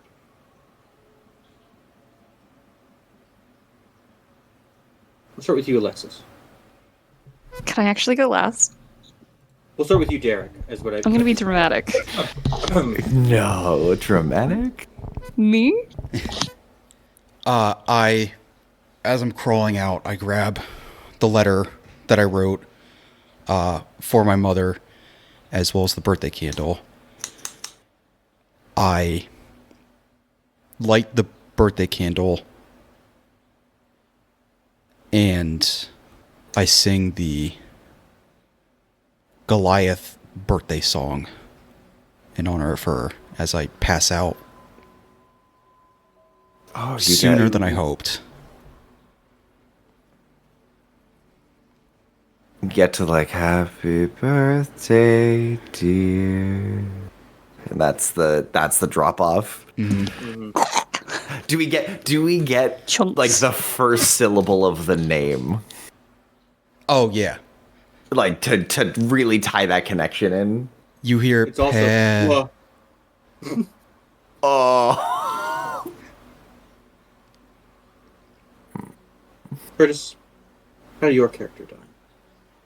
Quincy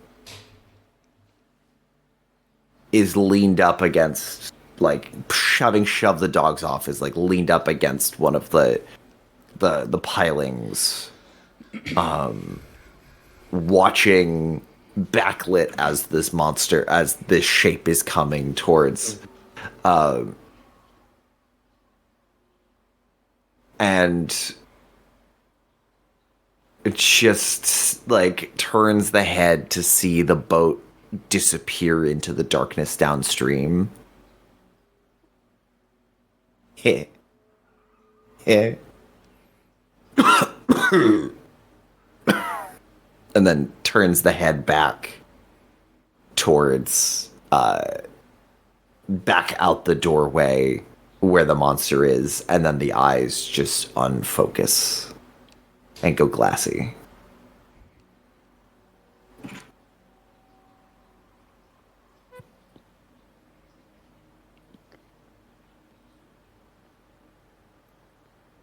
Emeris Hiern, child of Speltmer, the Lord of Refractions,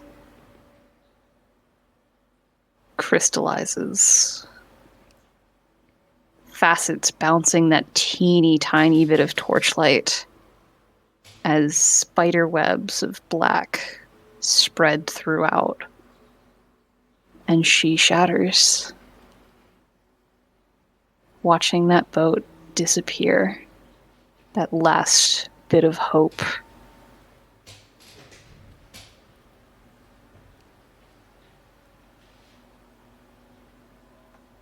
And as that last bit of hope appears on the waters, a crack in the sky, the break of dawn.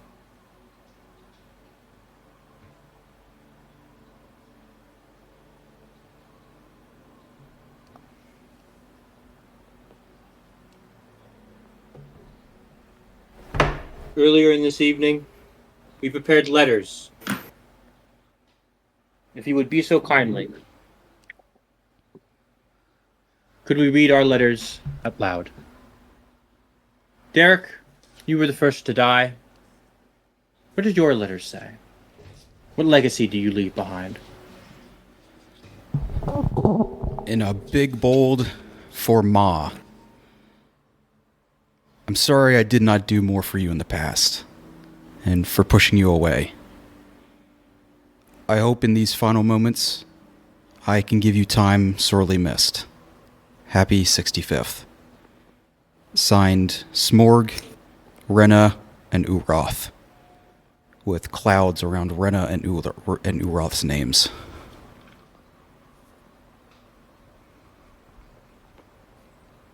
Quincy, what message do you leave to the world? In the woods outside of town, there is a tilted carriage. And scattered in the remains is this letter. Artur, I'm sorry I couldn't leave with you then. I didn't have words to explain why. But I think I understand now.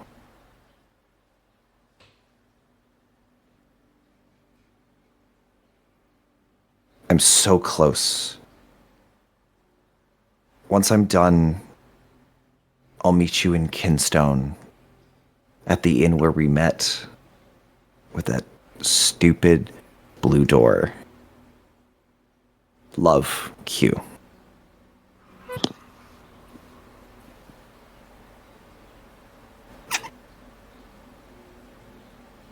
Alexis, what does your character leave behind for the world to find? Whoever finds this, know that I tried. By Seirani, I swear. Light into the darkness, kindling the fires of truth and renewal, as any of her line must. These people were ugly, this town full of filth. To turn this was my calling, and I hope I did so in the end.